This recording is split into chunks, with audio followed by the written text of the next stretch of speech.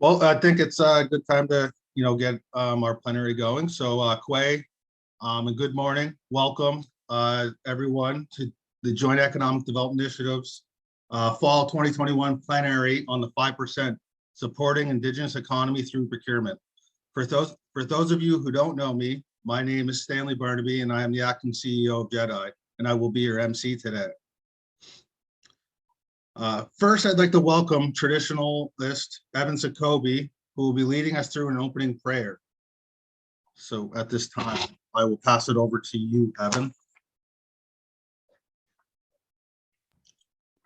Great. Well, so they win. Just want to first and foremost offer up my thanks and express my gratitude for Stan and Taylor and everybody for including me in this.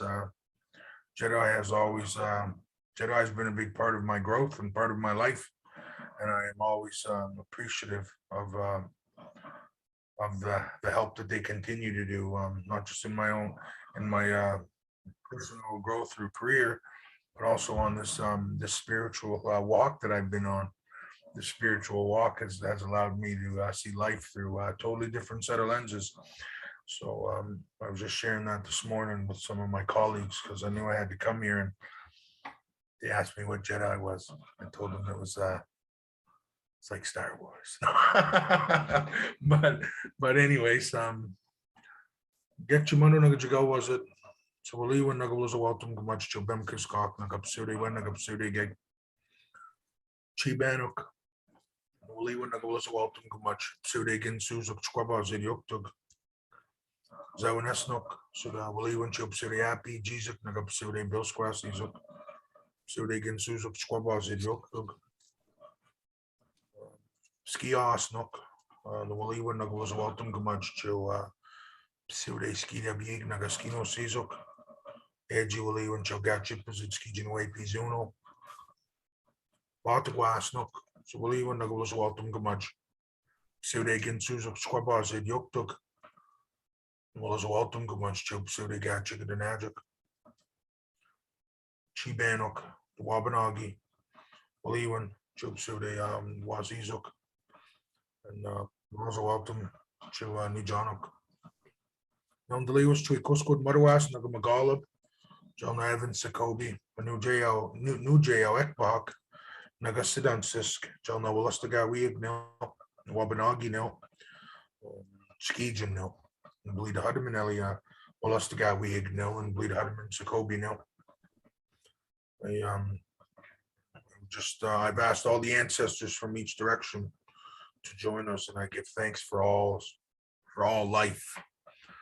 I ask the ancestors from the eastern door to join us while we gather in this way.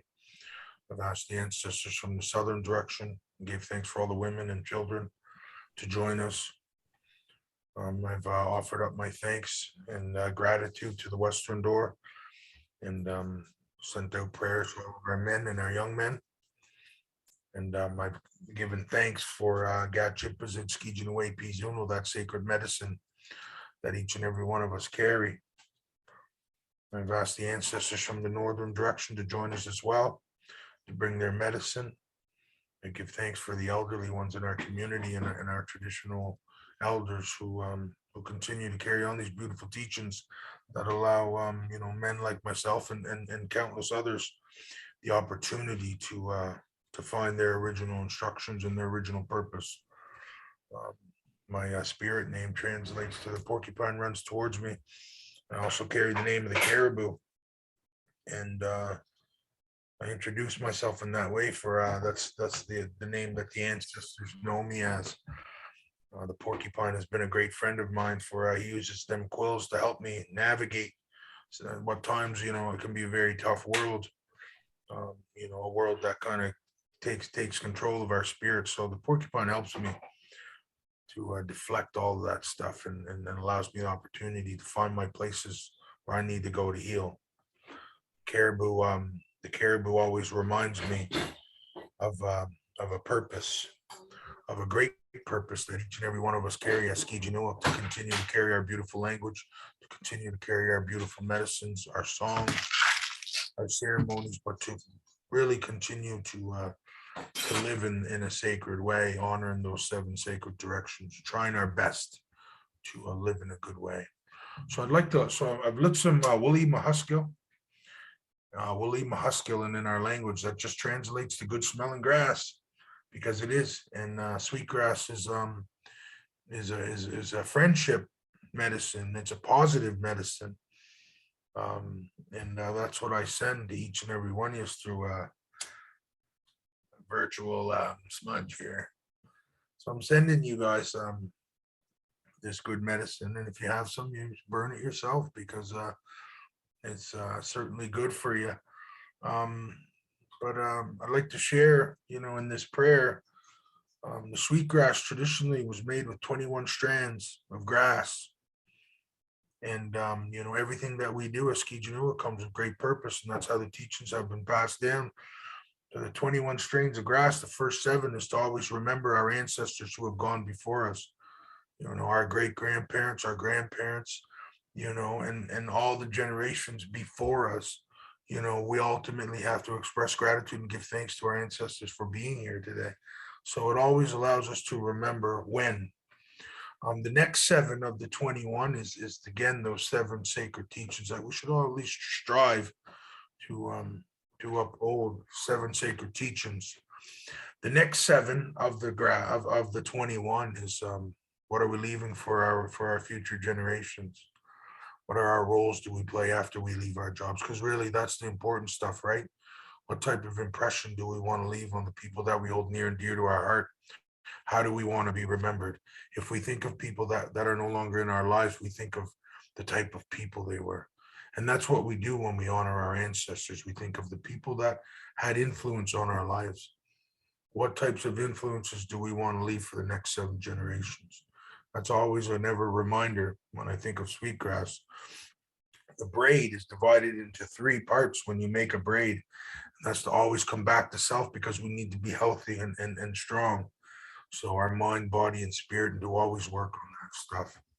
So that's my message for you this morning, is to send that good positive energy to each and every one of you, is to always remember to honor your ancestors, to do our best to live and to act and to walk in a good way, so that we leave really good impressions on the ones coming after us. And I send that prayers to each and every one of your families, your loved ones, and to your children. And we ask some ancestors to join us while we gather in a good way. That's it. So Nabamak, I'm Nogama, Miigwech. Well, Ewan, traditionals, Evan, and we really appreciate you for starting our day off in the right way this morning. So we'll Ewan again, and we'll if you are joining us for this day, we appreciate that too. If not, I think we'll see you again this afternoon.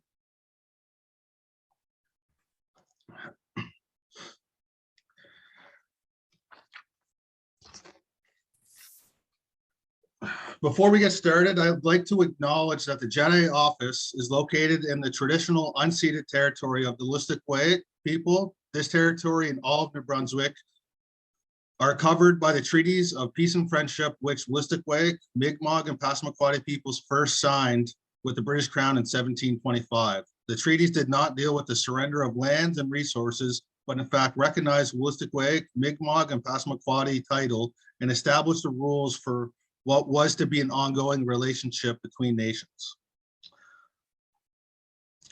We're excited to be able to host this plenary event on the 5% procurement opportunity with the Government of Canada. The Government of Canada announced that they are implementing a mandatory requirement for federal departments and agencies to ensure a minimum of 5% of the total value of contracts are held by Indigenous businesses. This is a great opportunity, and at JEDI, we want to ensure all Indigenous entrepreneurs and businesses are informed and know how to get involved with this opportunity. We are pleased to have a number of experts on the topic with us today who will provide information on this opportunity in procurement. Just for a couple of housekeeping items before we get started, please make sure your microphone is muted when you're not speaking. And please use the chat box and raise hand option if you have any questions or comments. for our speakers and panelists.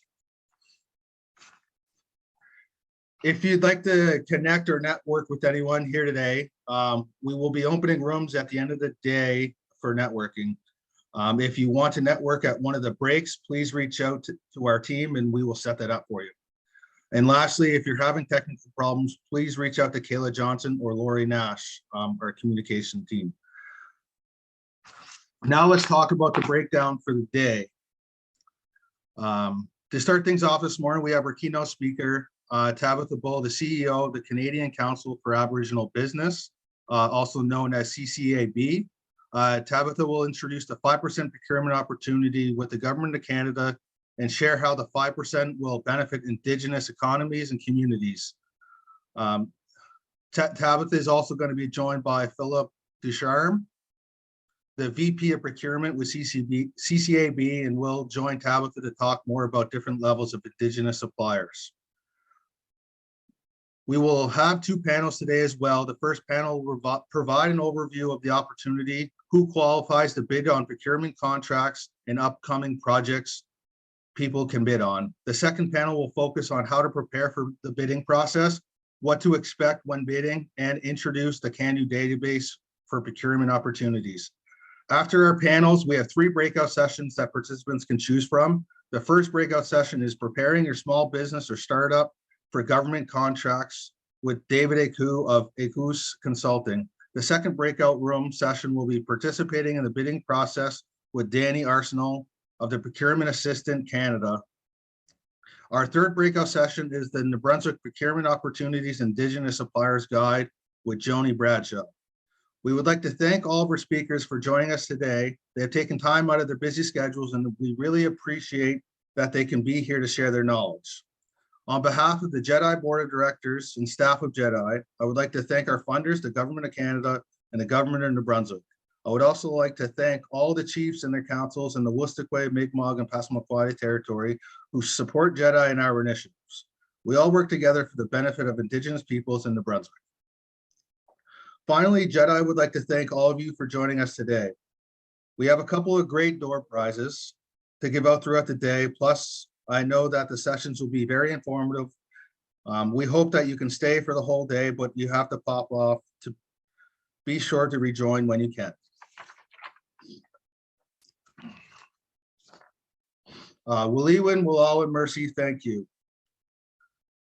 Now we are going to jump into our keynote presentation. We are pleased to have Tabitha Bull, the CEO of the Canadian Council of Aboriginal Business, joining us today. Tabitha is an Anishinaabe from Nipissing First Nation. As CCAB's president and CEO, she is committed to help rebuild and strengthen the path toward reconciliation and a prosperous Indigenous economy to benefit all Canadians. With a focus on Indigenous economic development, Tabitha often works with various heads of organizations, companies, government officials, and departments, notably her role with the federal government's COVID-19 Supply Council.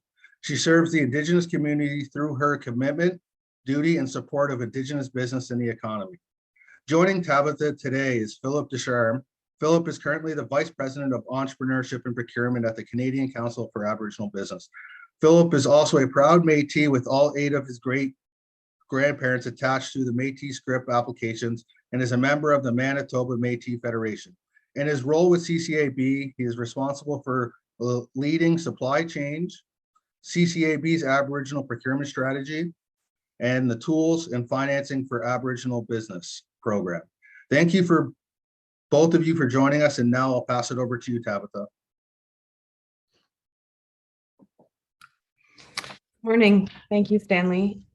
Ani, Tabitha Bull, Indigenous Nipissing, Indigenous Mijisi Dem. It's a real pleasure to be here. Apologies as I am a little under the weather, but that's I guess a blessing of the virtual meeting that I'm still able to attend. So I'm really pleased to be here at CCAB. We have been really looking forward to doing more work and speaking more and meeting more people, specifically on the East Coast. So I'm really pleased for this opportunity. So thank you to Stanley and thank you to Kayla for organizing all of us today. I am speaking to you from my home office, and I acknowledge that this is the traditional territory of many nations, including Mississaugas of the Credit, the Anishinaabe, the Chippewa, Haudenosaunee, and the Wendat peoples. As Stanley said, I'm from Nipissing First Nation, which is a treaty signatory to the Robinson-Huron Treaty. So I am pleased and honored to be able to live and work here in this treaty territory every day. So I'm going to talk just quickly a little bit about CCAB and who we are and what we do. And then, as Stanley said, talk a little more about the 5% and specifically federal procurement and the announcement that happened on August 6th. And then really pleased to be able to hand it over to Philip, who will talk a little more about what we're seeing with corporate partners and a little bit about the supply chain initiative. I'm just going to try to share my screen.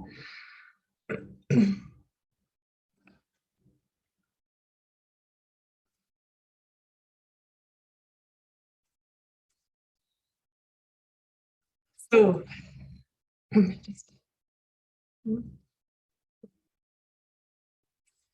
CCAB, our mission has been to always promote and strengthen the Indigenous economy. We've been around for almost 40 years.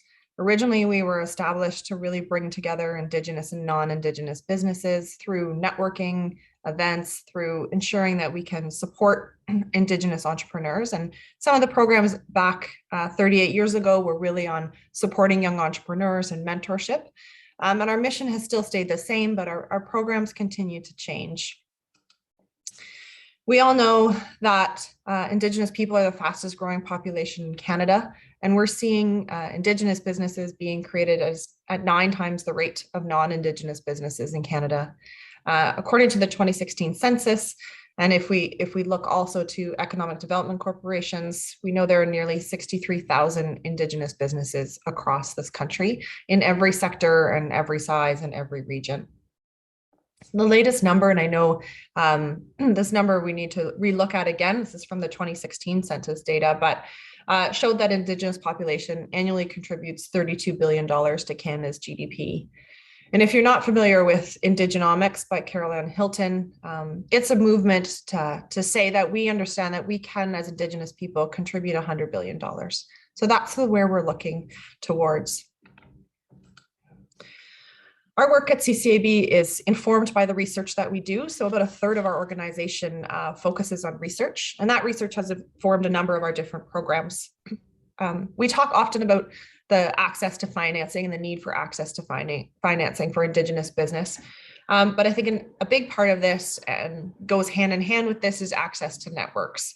I live and work in Toronto. I have 2 boys that are 16 and 13, and the access to the networks that they are going to have when they, maybe attempt to start their own business are very different than the access to networks that I had, and definitely different than those that my dad had growing up in Serpent River First Nation. So we're really working to be able to bring together business leaders across the country and support entrepreneurs.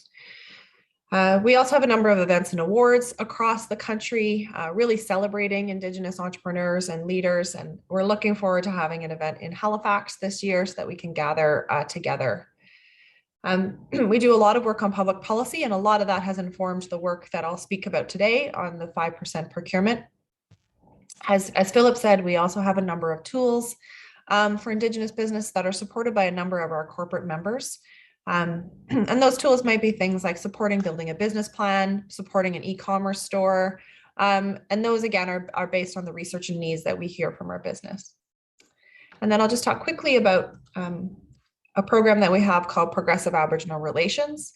So this is a certification program that a number of businesses, and we have some Indigenous corporations going through this as well, that looks across your organization at what you can do to support Indigenous business and community. So that might be business development, and one of those key areas is definitely procurement, which Philip will speak to, but also equity positions, partnerships with Indigenous business, mentorship. It also looks at your relationships with community. And in the past, that would have been definitely more resource-based corporations who are working directly with communities. But now we're seeing organizations like Uber join and go through this program. And we know that there's a lot of support that Uber can play for urban Indigenous people, particularly urban Indigenous women, in providing safe rides home. Employment, so that's not just about employing Indigenous people, but also, of course, about how we're ensuring that corporations are creating safe spaces for Indigenous employees, looking at succession planning for employees, and also looking at executive and board level positions and those that are available for Indigenous people in their organization. And then leadership actions, and those would be things like we've seen corporations who have committed to a 5% procurement of Indigenous business within their corporation, but then also require that those that they procure from to do the same. And that's really where we start to see that ripple effect happen. So I'll dig into procurement. In 2018, CCAB, supported by Indigenous Services Canada, undertook a study looking at where the federal government had spent their money in 2016 across every category and compared that to the Indigenous businesses in Canada. At the time, the results of this study showed that Indigenous businesses in Canada could supply 24.2% of the federal government spend. And that looks specifically directly at the codes of industry standard across the country.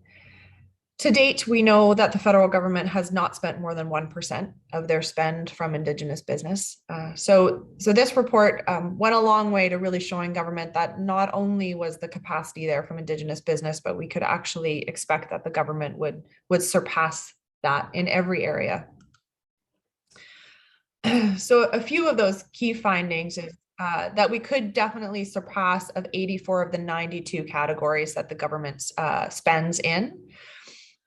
If we were to set a target of 15%, we could serve 75 of the 92 categories. So when we talk about this minimum 5% that the government has spent, it really is a minimum. And we do think that that's a floor and that we can move beyond that once we continue to work with government and ensure that Indigenous businesses are prepared to meet the requirements of government procurement. So in 2019, actually, the federal government put out mandate letters, and within the Ms. Anand, who was the Minister of Procurement at the time, there was a mandate letter that required, and we've copied it here, but required the Minister of Procurement to work with Minister of Indigenous Services and the President of the Treasury Board to create more opportunities for Indigenous businesses to succeed and grow by creating a new target of at least 5%. So this was, as I've said, the fall of 2019. At CCAB, we see Indigenous procurement as a key priority for us to move forward on economic reconciliation. We know that this has been repeatedly shown as a mechanism to improve the prosperity and well-being of Indigenous peoples. The Organization for Economic Cooperation and Development in 2020 report titled Linking Indigenous Communities with Regional Development in Canada highlighted the economic potential for the Indigenous economy in Canada through increasing federal procurement from Indigenous businesses as well. However, we at CCAB, along with many of our colleagues at other national Indigenous organizations, repeatedly state that it can't be seen as an exercise in supplier diversity. It must be recognized that as Indigenous people, we have distinct rights within the Constitution, and we need to all begin to see the role that procurement plays in economic reconciliation. As an act of reconciliation, the journey to include Indigenous peoples meaningfully in the Canadian economy will require a change to the status quo. This means a recognition of Articles 3 and 20 in the United Nations Declaration of Rights of Indigenous People, in addition to the recognition of Section 35 in the Constitution. And from this recognition, it's essential that every federal organization acknowledges that Indigenous procurement is a priority for their department, agency, regulator, every Crown corporation, every special operating agency, and/or board. Indigenous procurement, we continue to say, should be the first thought when any federal official seeks to procure goods and services, and not an afterthought. So we had this letter in fall of 2019. We'll fast forward to March of 2020, the beginning of the pandemic. The federal government put out calls to procure personal PPE from businesses. Indigenous businesses responded and were prepared to continue to be prepared to provide PPE to meet Canada's medical needs. Lists of these businesses were provided to many federal departments, both by CCAB and together with CANDU, NACA, NIDB, AFN, and ITK through a COVID task force. as early as March 2020, but only a fraction of over the $6 billion of federal procurement contracts for PPE were awarded to Indigenous businesses. Over the course of the pandemic, there were 2 RFPs that were sole sourced from Indigenous businesses. It was noted that 7 Indigenous companies were awarded contracts for non-medical face masks in one of the such RFPs. However, there was an unprecedented 233 Indigenous businesses who responded to that RFP. So we again know that we can oversupply what the need is from Indigenous business and definitely oversupply the 5%. To remedy this information gap, we've proposed at various Senate and House of Commons committee that Canada considers measures that would mandate government departments and agencies to report on their purchases from Indigenous businesses as part of their submissions to the main estimate, supplementary estimates committees. There's a real gap in understanding what the actual spend is from Indigenous business. And if we're going to move towards a 5% target, we need to understand where we're starting from. We also heard challenges from Indigenous businesses that include the complexity of the RFPs. A $1,000 bid or a $100,000 bid requires almost the same amount of time and resources to respond as a $10 million bid. In many bids, previous work history with the federal government was required. And without that, the bid was found as to be non-compliant. But if we're asking businesses to pivot to purchase and produce PPE, they're already excluded from that requirement. That being said, and I know Philip will agree to this, we can say that we are optimistic about the future. Together with various regions across Canada, we've held numerous information webinars for Indigenous businesses, and we're going to continue to do so.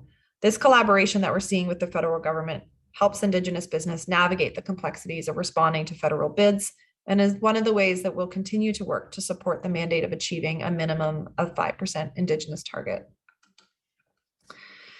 On August 6th, the government of Canada announced further commitments towards a minimum of 5% from Indigenous businesses. These commitments include a number of specific changes that were to take effect immediately. So first and foremost, the program that the government has been using to date was called Procurement Strategy for Aboriginal Business. They've since changed that name to PSIB. A couple other key changes. Previously, in order to register under the PSAB list, a business had to be 51% owned and controlled by Indigenous person, but it also had to have 33% of their full-time employees to be Indigenous. So CCAB is actually registered on this list. We went through this process ourselves, and I must say that this employee criteria felt incredibly patriarchal. For me to have to ask my team to produce status cards or Métis cards for me to then send into the government to prove that we were Indigenous business is definitely an additional criteria that a woman-owned business or a Black-owned business doesn't have. We were really pleased to see that this employee criteria was no longer required. So now to be listed on the PSIB list, a business entity must show that they are 50% owned and controlled. One key item here is that the federal government has stated and been very clear that until modern treaty and self-governing First Nations have been consulted, they will continue to use the previous list. Another key area is there used to be mandatory set-asides where the Indigenous community or group in which Indigenous people made up at least 80% of the population. This has been reduced to 51% of the population. So where there is a procurement in a specific area and Indigenous people make up at least 51%, there will be a hard set aside for procurement in that area. Additionally, previously, federal organizations had to set Indigenous procurement targets. However, there was no minimum threshold. This new policy will set a government-wide mandatory target of at least 5% on the value of federal contracts for all federal departments and agencies, and they've stated that that's to be phased in over 3 years, beginning in 2022 and 23.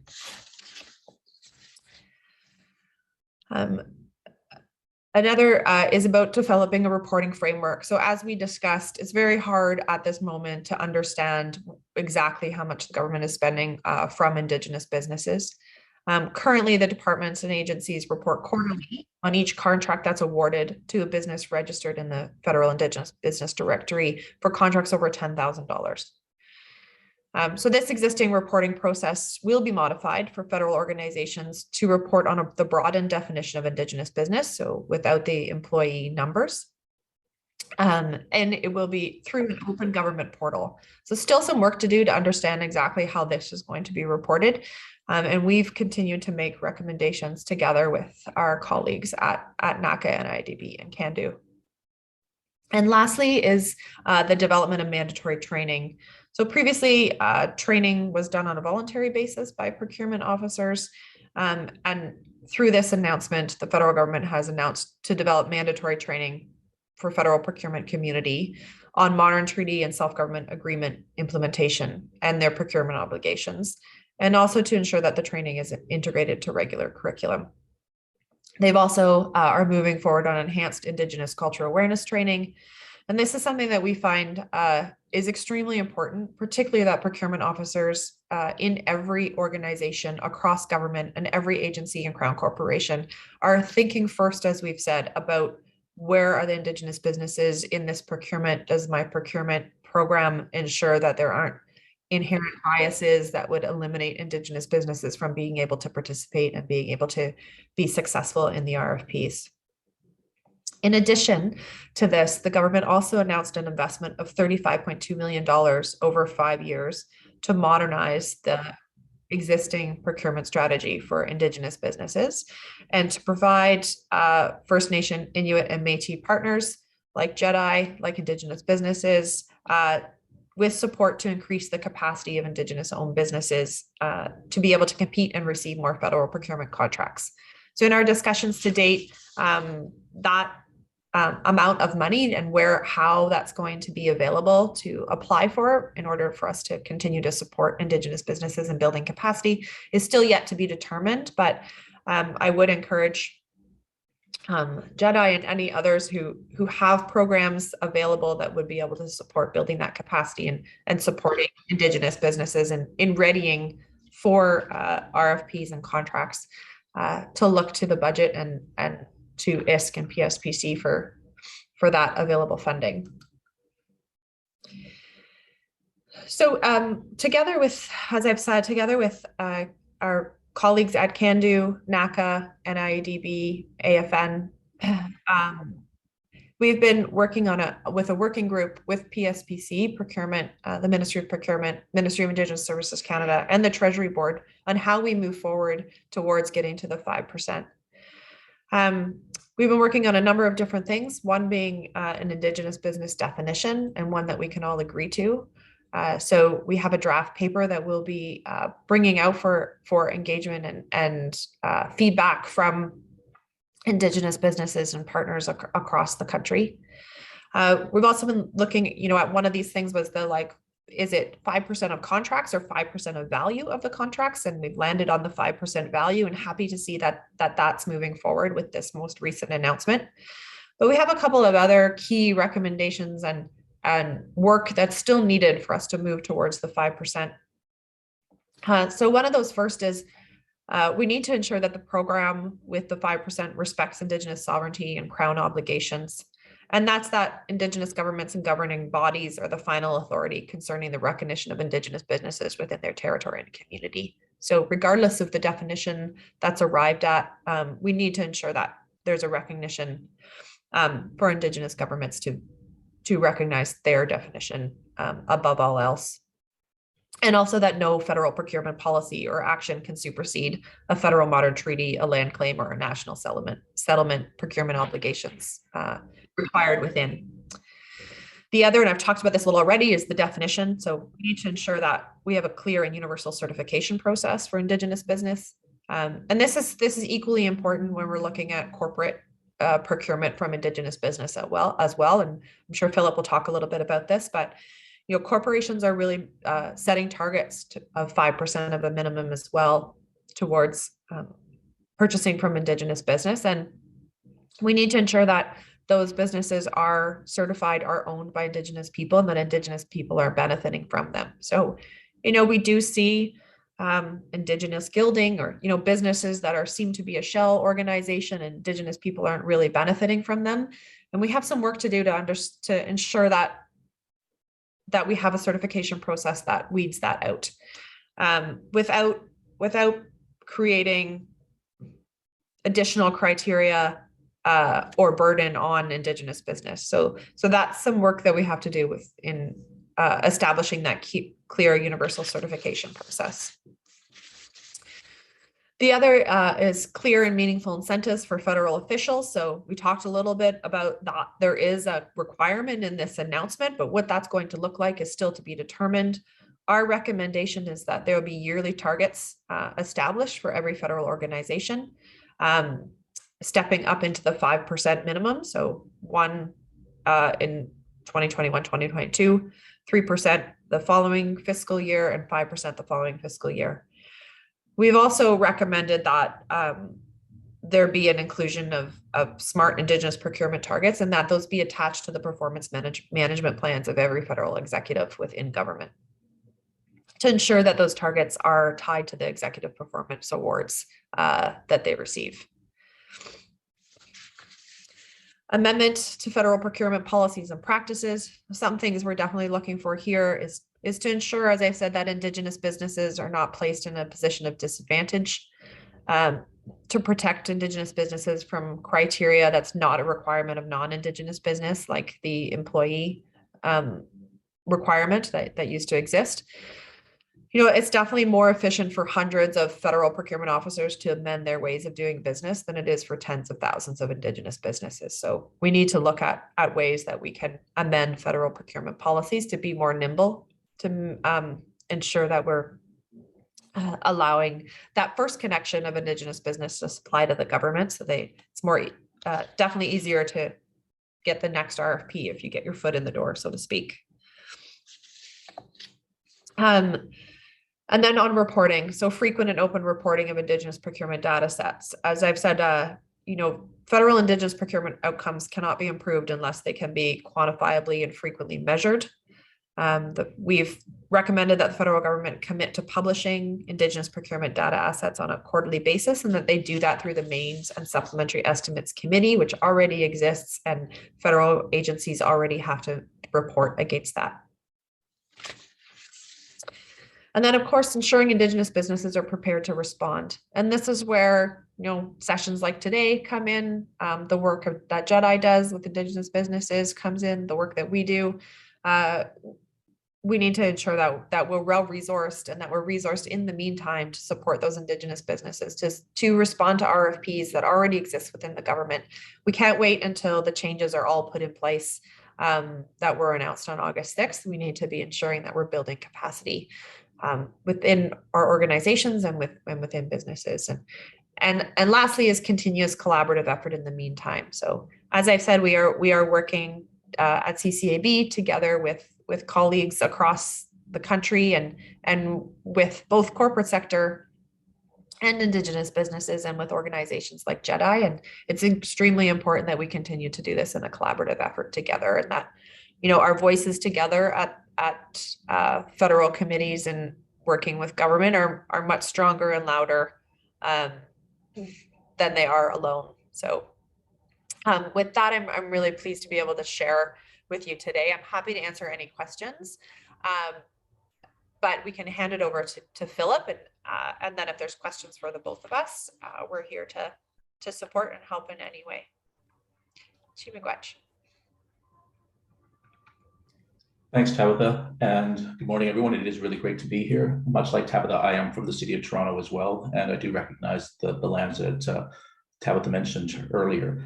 As an Indigenous person, you know that we're all family, so I'm going to be doing something that normally people wouldn't do. Tabitha is my boss, but I'm very proud of her this morning. She has not been feeling well, and you can see she's struggling, but even though she's my boss, I want to tell her, make sure you go and rest and look after yourself.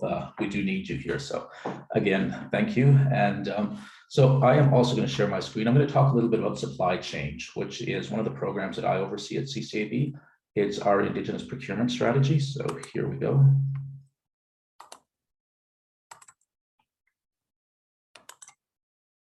I am trying to be technologically advanced. I did have the pleasure this summer of going to Beaver Paul's for dinner one night, and he was there with all his technology and talking to his speakers and making things go up and down. So Beaver, if I make a mistake here, I do apologize. So there we go. I think I have it on the screen now. So again, thank you for allowing us to be here.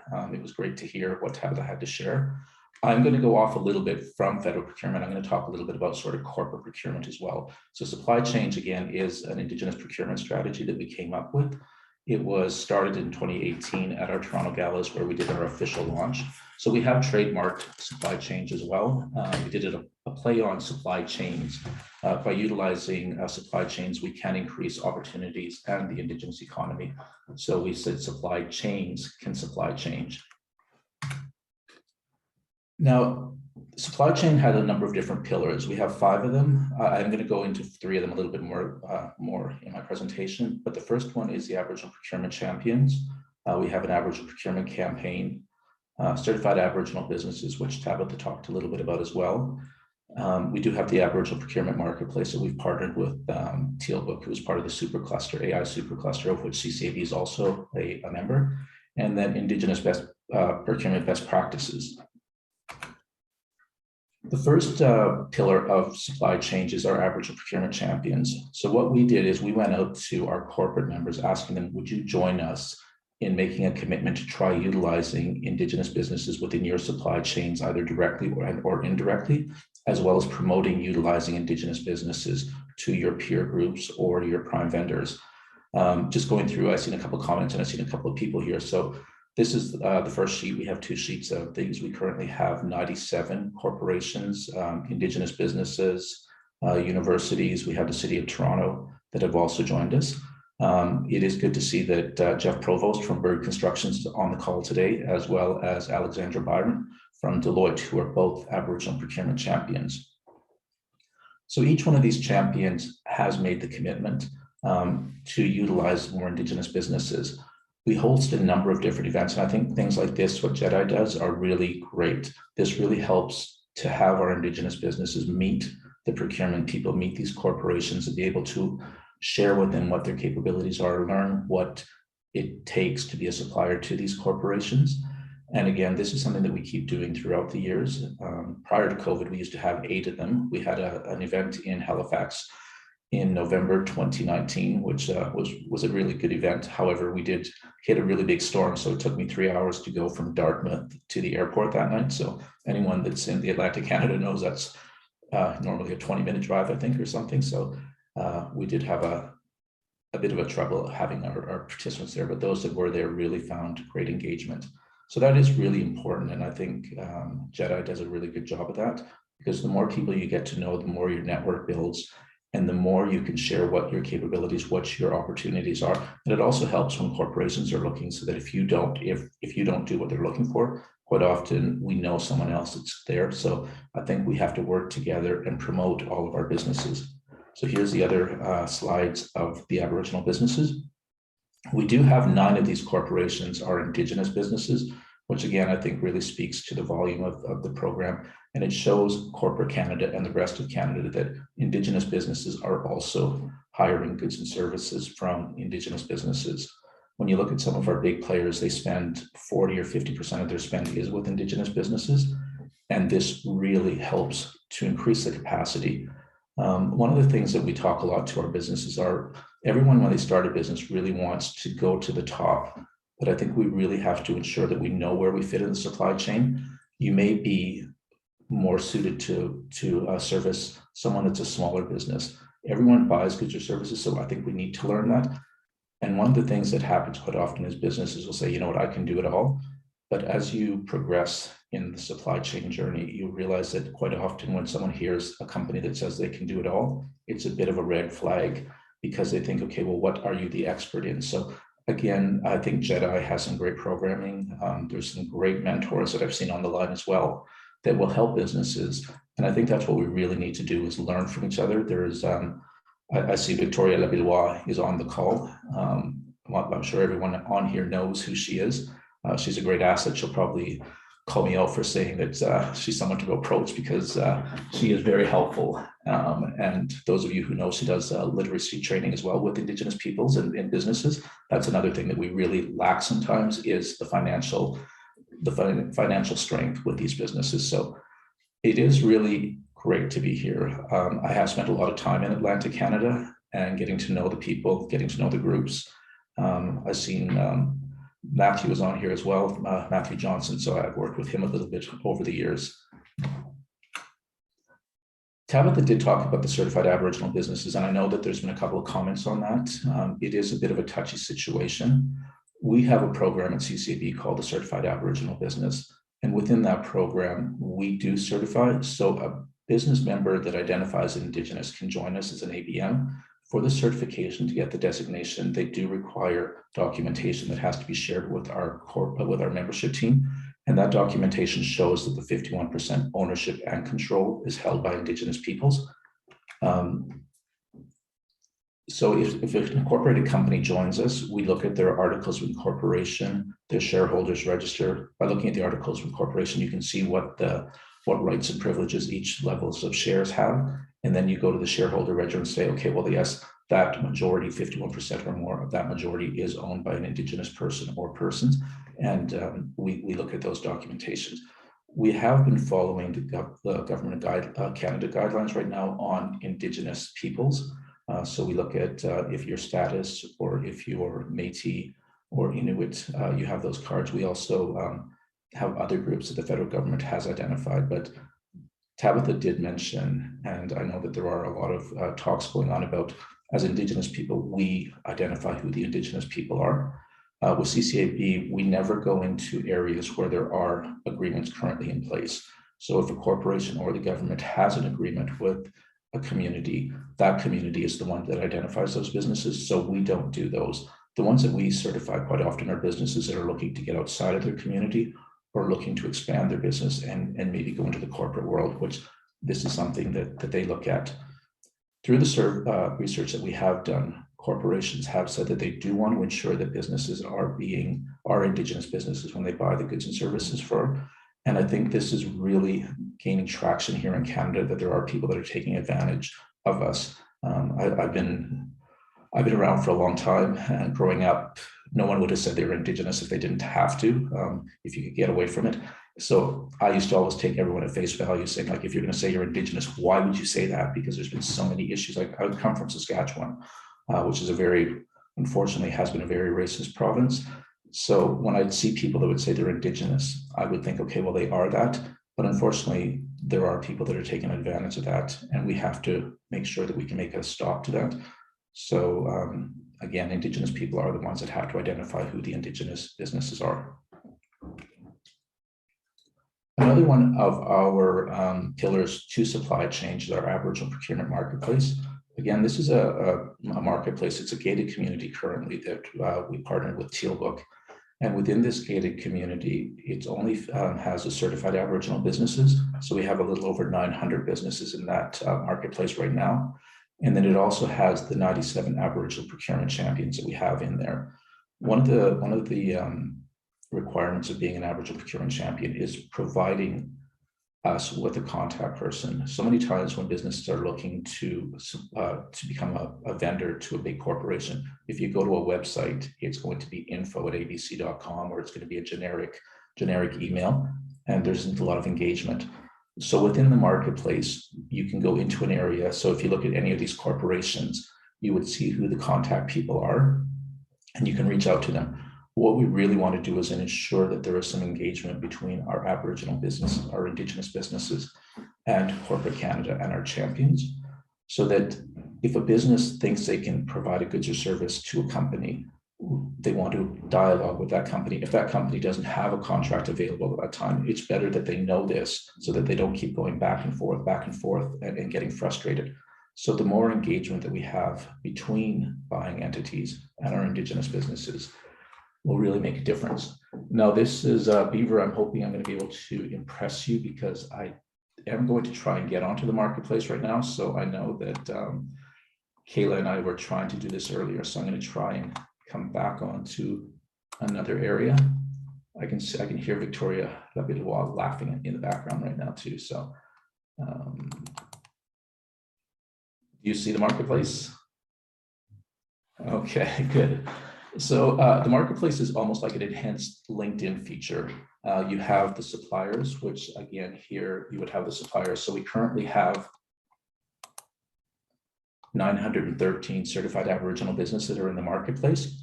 So each one of these companies, when they become a certified Aboriginal business with CCAB, they're sent a link to come into the program and create a marketing profile. So I'll just open up this one. So within the marketing profile, you can put in a banner. This one is pretty similar to their logo, but it just has their company name.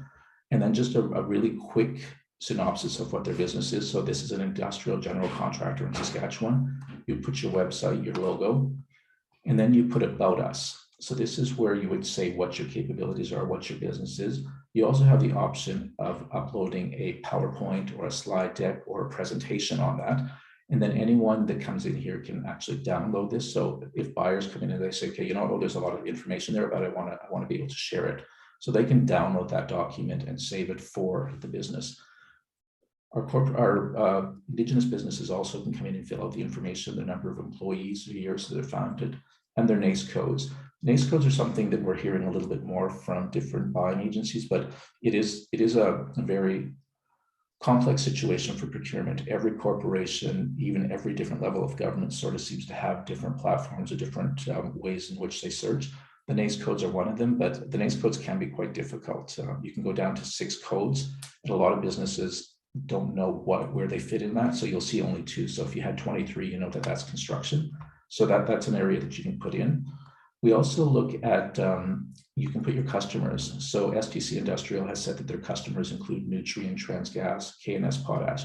If you have customers, it's really good to show who your previous customers are, because some of these buying companies come in, they look at it and they say, okay, you know what, this company has had the capability, has done work with someone that's sort of the size of our company or someone within our industry. And it gives them a little bit more reassurance that, okay, well, this is a business that will potentially have some work to be able to do with us. We also have them put in what keyword searches, because you can keyword search in the marketplace. So if you wanted to have electrical or pressure piping, they would put in words, because the businesses know themselves better than anyone else. So what we try and instruct them to do is, if someone wanted to find out or wanted to buy your goods or service, what would they search? What would be keyword searches? So that's what we put inside of there. And you can also put your team members. So this group has a number of different team members. They can all be put into the marketplace.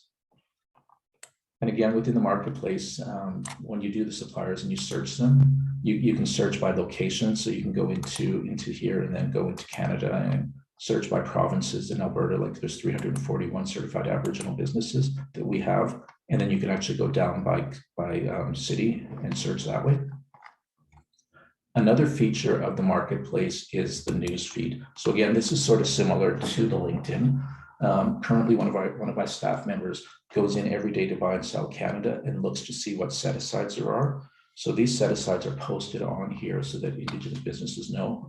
We also put things, I see yesterday, after talking to Kayla, she sent us a link. So we've put into the program as well, the JEDI feature today, so people wanted to register. And here would be sort of an example of a standard request for a standing offer from the federal government that was posted 2 days ago. So again, every day we are updating this on opportunities. Indigenous businesses can also come in there when they introduce themselves, or if they have a new product that they wanted to feature, they can come in and they can put that down there as well. The one area, again, that is really important to our Indigenous businesses is making connections. So you go into the buyers area. So right here, you'll see the 97 Aboriginal procurement champions that we have are all within this directory. And then if you click on it, so let's go to Bird, you can see that Don Constantini or Jeff Provost is a contact. So Jeff, you might have some calls after this. Hopefully there'll be some opportunity for business with some of the businesses that are here. So you can see that Jeff Provost has his email address and his telephone. And again, this is really important for us to have that engagement between the buying entities and the Indigenous businesses. So again, this is a quick snapshot of the Aboriginal procurement marketplace. Currently, it is gated. So the only ones that do have access to it are our certified Aboriginal businesses and our Aboriginal procurement champions. It is something that we're looking to see how we can maybe shift away from this or make it a little bit more open. As Tabitha mentioned earlier as well, we are a member-based organization. in the future, we'd like to find a way that we can bring in as many Indigenous businesses in here. But we do want to make sure that businesses don't self-identify, because as I've seen a comment on it as well, within the ISC directory, you can go in there and self-identify, and then people assume you're an Indigenous business. So there does have to be some monitoring that takes place with this. I'm going to stop sharing my screen and then kind of look at the event right now. It's kind of difficult when you're doing this. When you're in live, you get to see people and look at people and see friendly faces. I see Janice Fleming at the top there, so she's smiling a little bit. So it's good to see someone there, and Laurie Nash. But you know, it is really great to work in this industry. And Tabitha did say that I did mention earlier, there has been a lot of struggles. We have went back and forth with the federal government, but we are making connections, and we are having people that are listening to us in the federal government. I had a situation just a couple of weeks ago with a certified Aboriginal business in BC, and there were some issues, and we went back and forth. We talked to businesses, and we're happy to say that they were able to get 3 contracts, which initially they thought weren't going to happen. So people are listening. It seems every time we take a step forward, though, there is 2 steps back, but I think there are changes that are being made. I think together we're going to be stronger, and events like this really help us because we can show the capacity and the capabilities of Indigenous businesses. And again, I keep going back on the community that's in Atlantic Canada. I have to applaud you guys as well. You're very much on time, a little bit early. Quite often, sometimes we start a little bit later, so it's a good thing we came on earlier. When I thought it was 8:30, we would have been dead air for a little bit of time. So again, I think working together, we are going to be stronger. And again, we are all a family, even though we are comprised of First Nations, Métis, and Inuit peoples. And we are all family. I take a lot of ribbing when I go to Listuguj, which I spend a lot of time on that. And I have a few names for some of the people there, but I think they realize that ultimately, as Indigenous people, we are going to be stronger working together, but we also do need to do the weed out for people that are claiming to be Indigenous who are not Indigenous. I mean, that is going to hurt us in the long run. One of the other things that we do look at the federal government as well is when we're talking about procurement and we look at these dollar values, quite often with the joint ventures right now that are happening with the non-Indigenous businesses, some of those really high dollar value contracts, they have to look at it and how they're reporting that. Because if it was $100 million contract with the federal government and it was an Indigenous JV with a non-Indigenous, the Indigenous has to do a requirement of 1/3 of the work, but that means that 1/3 or less of the value of that contract is actually going to Indigenous business, but the federal government is counting that full 100 million. So again, there are a lot of changes that need to be made, but with a lot of advocacy groups, including the NIEDB and CAMC, and CCAB, CANDO, and NACA, we are in the background, but we always like to hear. I know that there are members here that lots of questions, so I'm looking forward to hearing Tabitha's answers on these questions that are in the chat feature. I think that's going to close it for now with what I have to officially present, but we are both here to answer questions, and I do see that there are questions. I see another one of our certified Aboriginal businesses, Deborah Donovan, has her hand up, so I'm not sure, Stanley, how we're going to do this. Do we call out the people, or is there going to be someone from JEDI that's going to facilitate? I'll kind of coordinate that. But yeah, so I'd like to thank Tabitha and Philip, for your great presentations. It was very informative, and I hope you start to feel better, Tabitha, and we certainly appreciate you taking that time out of your morning to join us, even though you were sick. But yeah, so I know there has been a few questions in the chat. I think a few of them have been answered. So at this time, we will open it up to questions. I do see your hand, Deborah. So if you do have a question, please, use the hand notification or, put your question in the chat, and we'll we'll navigate through those. We are a bit ahead of schedule, so we do have some time for some questions. So I'll pass it over to Deborah for her question. Thanks, Stanley. And of course, CCB, Tabitha and Philip, always a good presentation. My question is a bit on topic, but off topic, Philip, but I just experienced this about a week ago, and this is only why it's coming up now. I was going to call you, but I might as well just put it right out there now, is that non-Indigenous or people or businesses who are not really familiar, I'll say, with the CCAB process altogether, are confused with the logo. They don't understand the difference because the logo looks the same for CCAB member versus certified member, because the logos look the same except for the word certified. And I had to explain to them that, oh, those are just members and it's different, that the certified members are Aboriginal companies. So I was just kind of wondering if it would be a consideration to somehow either alter the color to highlight the difference between the two logos, because at first blush, the logos look the same. I think that is something that we will look into. I do know that we are also looking at maybe rebranding in the next year or two. We are looking at changing some of the names of the programs, and that is something. And I understand, Deborah, because I've had people that say, okay, well, I have this company saying that they're Indigenous. They haven't said they're Indigenous. They do have that they're a member of CCAB. And someone came in and said, well, they're not an Indigenous. Why would you say they're Indigenous? But then when you look at it, I guess people assume as soon as they're a member of CCAB that they are Indigenous. But CCAB, we have almost 1,700 members. And out of those 1,700 members, 65% of them are Indigenous businesses or entities. The other 35 are corporate members. So I can see where that confusion comes in. And then people are thinking, okay, well, this is a business saying it's Indigenous, but it's not. So I see Tabitha took some notes down there. So it is something that we will look, because I mean, we do want to have an identifier to show that it is a valid Indigenous business as opposed to a corporation. Yeah, even if it just says associate member versus certified member, just something, or different colors so people realize the colors are different, or just something, because it never occurred to me that people would interpret the logo that way until it brought to my attention as they were discussing about another business. Oh, this, we're going to work with this company, they're Aboriginal. And I said, and I looked them up and I said, well, no, look at their logo. It doesn't say certified, which means they're not Aboriginal. So I had to explain it to that person, right? The difference. So I thought, well, if I've just come across that issue now, I can't be the only one. So I thought, and I never heard anyone talk about it. So I thought I'd just bring it up while I was thinking about it. Thank you for answering and following up on that. Thanks, Deborah.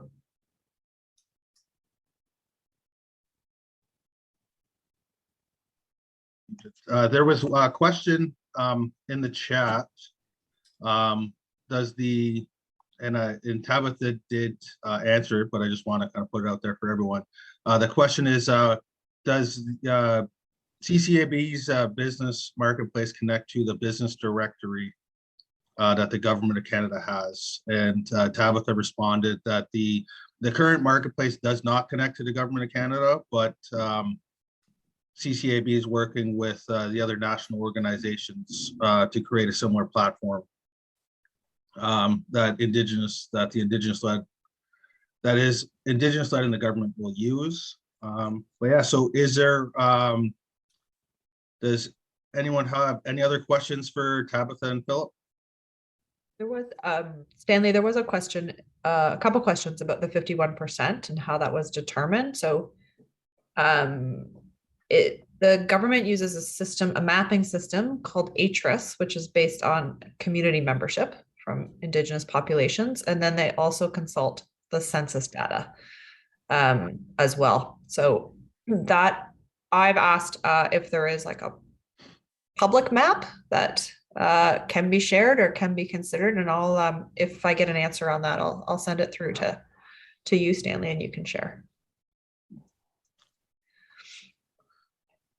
Maybe I'll just add, maybe I'll just add on the government one. So in Australia, they have a program called Supply Nation, which is a organization that was stood up initially by the government of Australia to meet their 5%. It's very similar to this supply chain platform that Philip just said, but it is something that the federal government uses and is required to use for their procurement. And they've been able to make some really great strides in getting towards the 5% in Australia. So as national organizations, we're working together to help get towards this commitment that the government's made. And one of the options is to build something similar or to use the platforms that we already have and ensure that government's using them as well.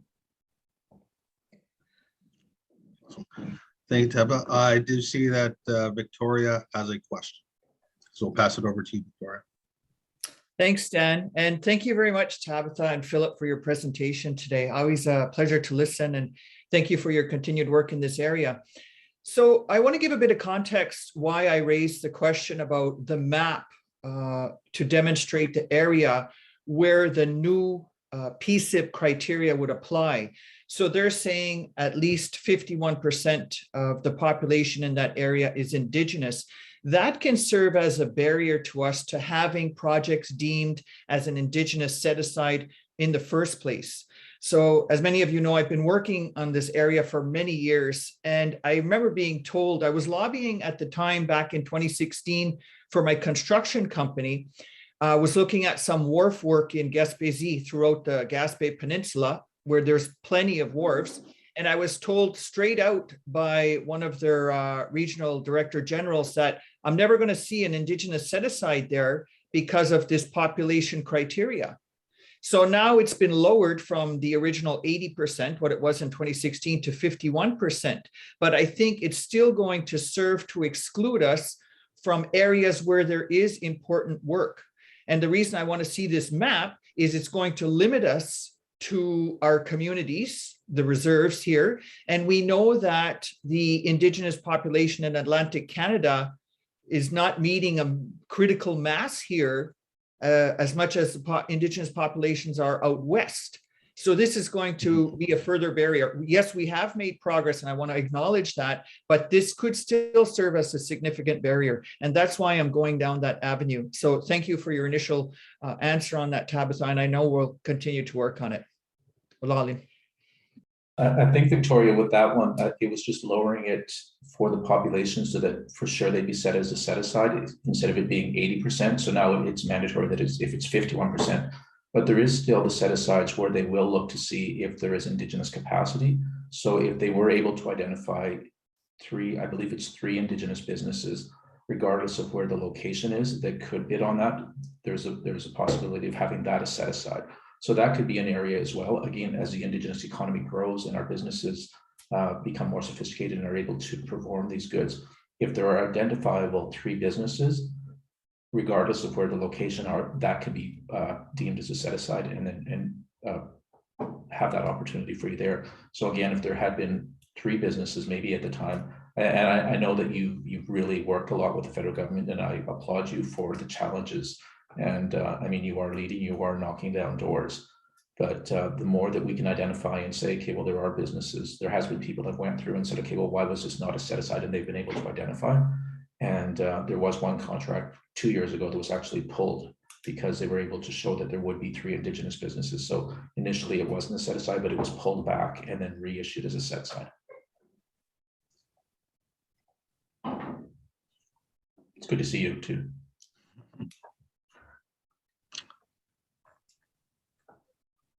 All right, well, we'll continue to open it up if anyone has any further questions for Tabitha and Philip, or even any comments or any other concerns.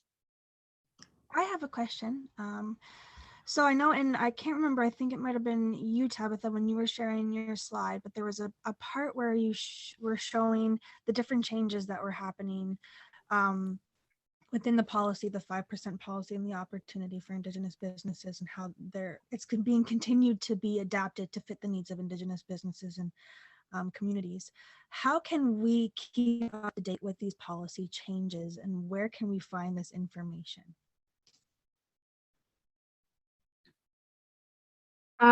So that information is on the Government of Canada's website under the PSIB, which I've put the link in the chat. We at CCAB continue to try to mine that information and put it on our website as well. So, I know we talk about we are a membership, but we're really here to support Indigenous businesses across the country, whether you're a member or not. So we're also here to answer any questions. So, reach out directly to Philip or to myself or anyone on our team, and we'll help with that as best we can. just on that note, so I'm just learning about HRIS because of this question today. So I've put the link of where you can find HRIS on the website, on the government website. But it's really good points. That's why these sessions are so good, because they raise good questions for us to continue to look into as well. So we're all learning from each other. So I'm going to keep digging into those points that Victoria and others have raised, but I'll put the link for the map in there as well. Thank you. Thank you, Tabitha. There was a question. The CCAB marketplace, can that be found? The link can be found on the website, on your guys' website? The marketplace, again, Stanley, is currently gated. So to be able to access the marketplace, you do have to be a certified Aboriginal business or an Aboriginal procurement champion. I mean, if someone wanted to learn a little bit more about it, again, reach out to us and we could do an orientation to show what the capabilities are and what the marketplace looks like. Okay, great. No, thanks for clarifying that, Philip.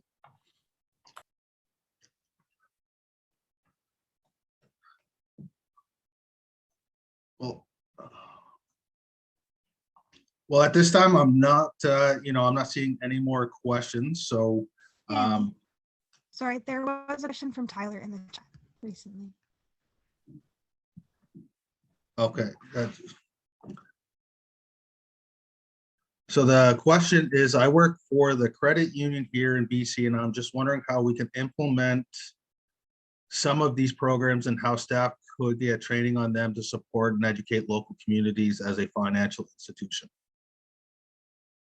Again, I think just reaching out to us and working, and then we discuss some of the things and some of the practices.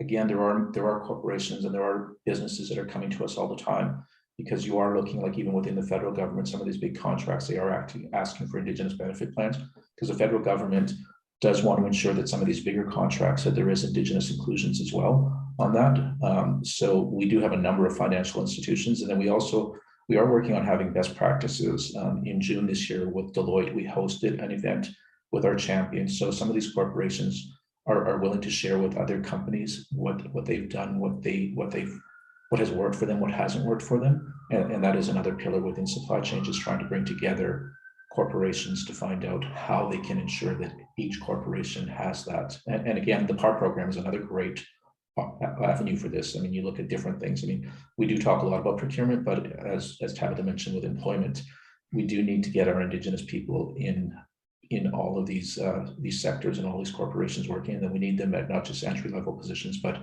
higher level positions and executives, so that they can make change as well. Thank you, Philip. There was one more question from Thomas, and he was asking, how and where can we start the certification process? Again, it's the membership. So you would go into our member page, and you would look at the application. So you go in, you apply for a membership, and then you're asking, so if you want to identify, if you want to go to the certification process, there are a few steps. So you'd be having to show your heritage status, your card, or your Métis card, or your Inuit benefit card, status card, plus the documentation, depending on what your business structure is. If you're a sole proprietor, there's usually a master business license or an equivalent provincially that would show that it's a sole proprietor owned by that individual. Or corporations, then you would require your books or documents that are included in your minute book. And then joint ventures or partnerships, you'd have to have the partnership agreement. So again, it's all done online through our website. And if you go to the website at the top, it says join now as a member. And maybe I'll just add that for CCAB and for government PSAB, which is a separate list. I did put the link in the chat as well of where you look at eligibility for that list. Until we all get together and get one list. All right, thank you. Deborah, I see you have your hand up.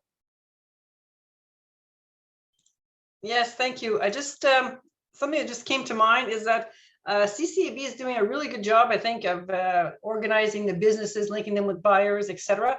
But I was just kind of wondering, is it viable or is it an opportunity for CCAB to somehow, I'll say, network with the educational institutions where Indigenous students are graduating, and so that they can register somewhere, so that companies like mine, when I'm looking to hire Indigenous employees for my clients, because in the services I perform, I usually go in and set something up, and with the goal is always to hire a local Indigenous person to train, to basically take over, right? To just keep going. And that's why I'm finding a challenge to find qualified individuals that can be mentored, at least into the scope of work services that I perform, so that they can continue on the work after I'm gone. And I was just kind of wondering if there's somewhere a database of students or technical people who are looking for work, with a degree, and I don't care what it is, if it's, even if it's anything after secondary high school, after secondary, if it's college or university, so that way we can go with kind of like a mini academic resume. That way, when I'm looking for someone, I can scroll through there. So, okay, fine, this person seems to have the right educational background, lives in the right geographic area here. I'm going to contact this person. This could be the person to fill this role that I'm trying to fill on behalf of my client. We currently don't have anything set like that on CCAB. I mean, Deborah, it is sort of straying away from what our mandate is and what we've done. There are organizations like Indigenous Works or Inspire. One of the things that we are looking though at partnering with the colleges and universities are, as we look at opportunities that are happening in the future, we want to ensure that Indigenous businesses are aware, or individuals that are going to school know these are going to be areas. Because quite often we talk about when the RFP comes out, it's too late for us to scale up or expand our business to be able to meet those. So we are trying to find out what's coming down the pipe in 2 or 3 years. We have projects within the National Capital Region we're hoping to have across the country as well, so that when we can talk to the ISIT holders as well and say, you know what, in 2 to 3 years, and then the businesses as well can try and locate these businesses so that they can increase their capacity in their business, so that when these RFPs come out, they'll be able to qualify and meet the requirements for them. Okay.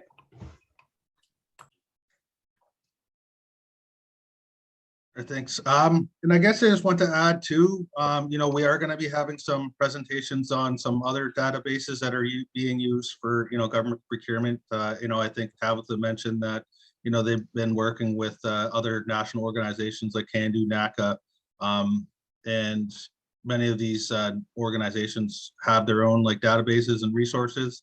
They have a lot of different networks as well. So we will be getting some more information on that as well. In regards to kind of, Indigenous recruitment, I feel like there's many Indigenous organizations out there that help with that. Philip did mention, Indigenous Works. Here at JEDI, we do help with recruitment with industry, non-Indigenous business.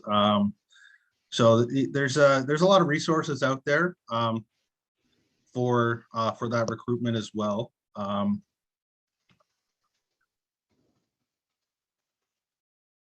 But yeah, so I think we're coming up to the end of the CCAB's presentation. So again, I would like to really thank Tabitha and Philip for taking time out of their morning to join us.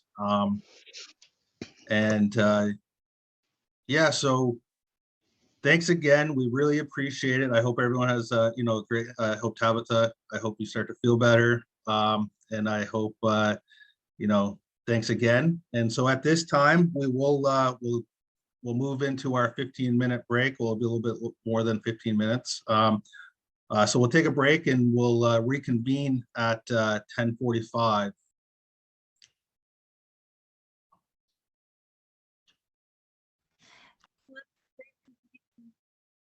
In this panel, we will hear from Diane Wade of Public Services and Procurement Canada, also known as Pspc, Erica Wagner, also with the Public Services and Procurement Canada, and Patrick Brannan of the Atlantic Provinces Economic Council, or APEC.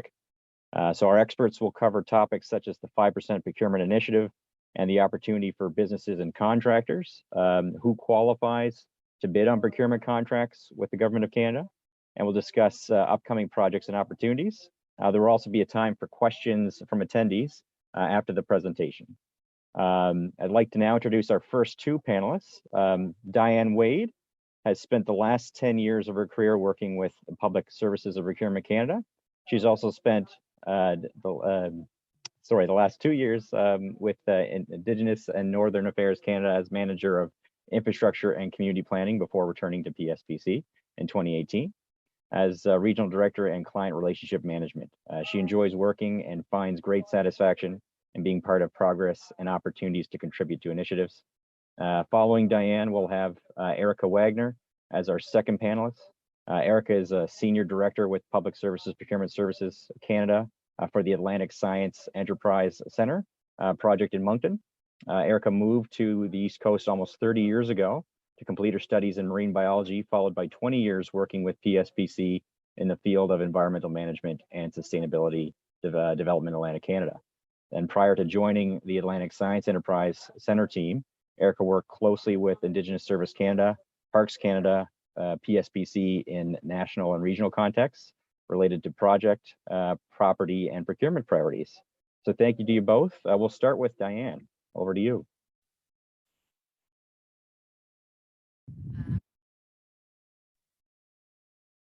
All right. And Diane, I can't seem to hear you unless someone else can. I can't hear either. Perfect. So yeah, Diane, we're having trouble with your audio, unfortunately. We can see you, but yeah.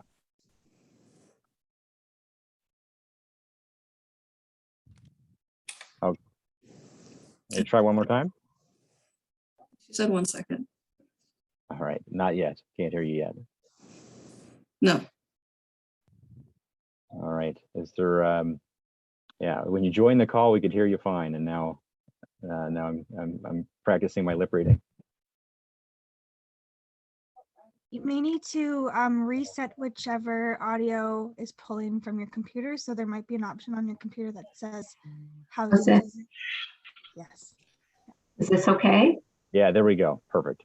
Okay, okay. Phew. Technology is not my forte, folks. Apologies for that. Thank you, Duncan.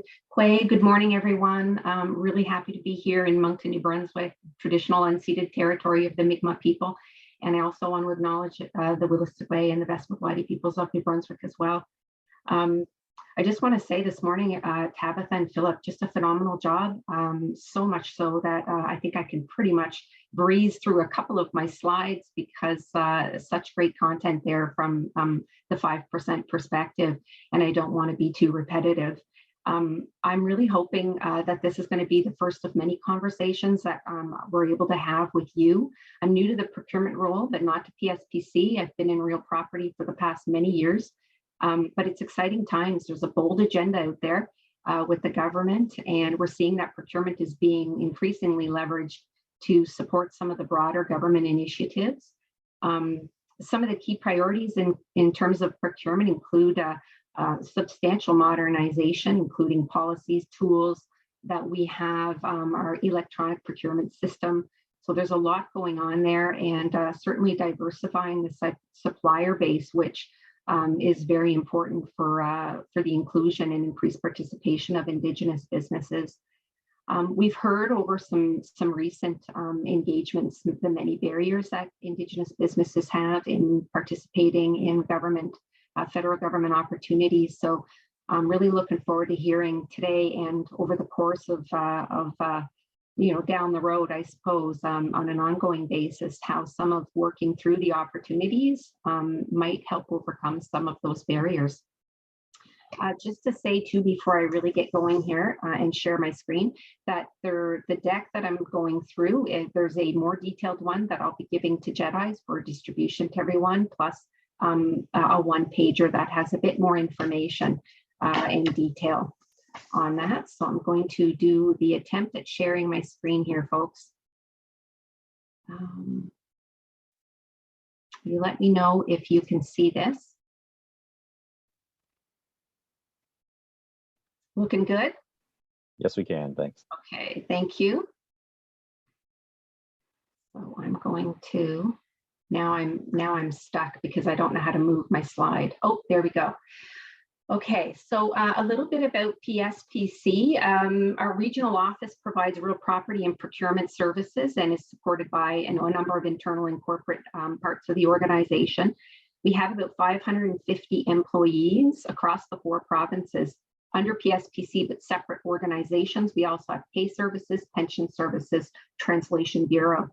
But we provide common services and backbone infrastructure to the other government departments. And because we have a relationship with those departments, we can influence and or coordinate direction and outcomes so that they're beneficial to the broader Canadians.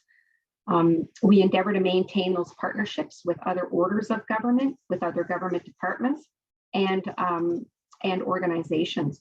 In terms of our business volumes, for procurement, there's approximately $500 million in the Atlantic region on an annual basis, and about 172 million of that is in NBPI. And our 3 commodity groups are goods and services, real property contracting, and the marine field. For real property, we have business volumes that vary year on to year on, but depending on what our client needs are and the work that we plan as PSPC.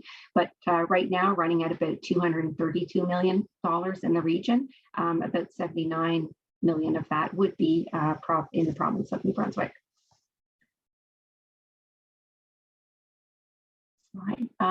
Some of the key areas of opportunity that we see here in terms of benefits realization, if I think of procurement, there's a number of things happening there, starting with the PSIB. So definitely changes there, well highlighted this morning.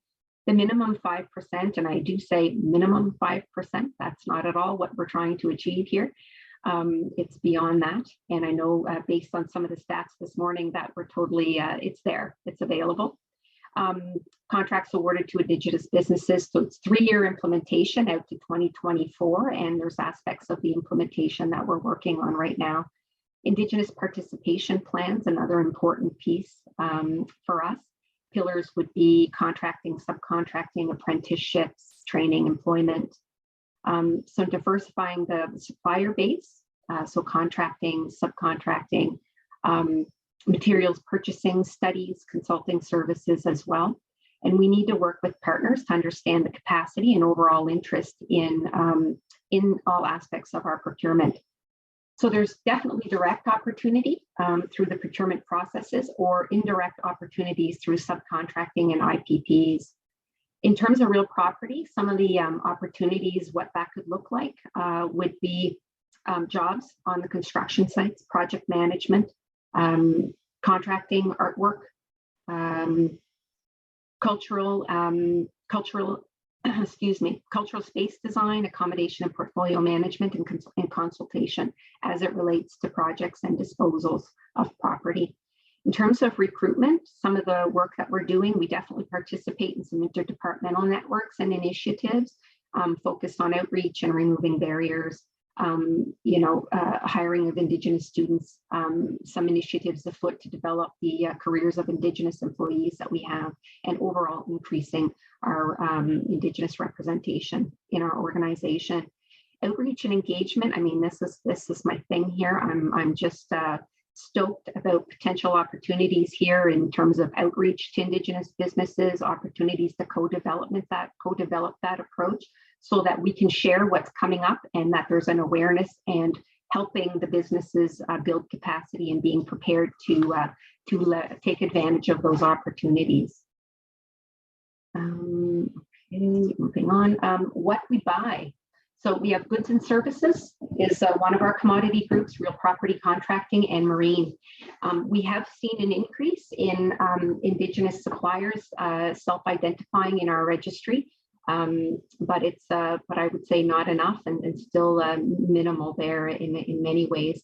Our current volumes in terms of where Indigenous businesses fit, about $5 million right now in 2021, 2022. Goods and services. So our acquisitions team provides services to clients for the procurement of commercially available goods and services, as well as science and professional service contracts. And we have a couple of areas where we have set-asides in that commodity group. RPC, real property contracting, handles contracting for government departments for major construction services. It also manages contracts for other goods and services where the risk factor for the construction portion is substantial. So basically design, construction of buildings, marine facilities, roads, bridges, public utilities. And we have a number of files ongoing with IPPs, so Indigenous participation plans, and a variety of set-asides in some of our projects there as well. Our marine group is a team involved in contracting services for client departments with marine-related activities. So the majority of the marine activities are related to large and small vessel refit, marine goods and services, small vessel procurement, and some of our major clients include Coast Guard, Royal Canadian Navy, and Transport. And we do have a voluntary set aside there for our wrecked and abandoned vessels under Transport Canada. Some of our major complex projects that you'll see opportunity for IPPs going forward. We know ASEC, and Erica will speak to that, but there's the Correctional Service of Canada Health Centre of Excellence in Dorchester, another massive $300 million project that will generate some benefits. Daniel J. McDonald, the modernization project in PEI, also another big project. And the National Verification Centre for Canada Revenue Agency, which is in Newfoundland, but these projects have such a magnitude that there's spillover into different areas of the region.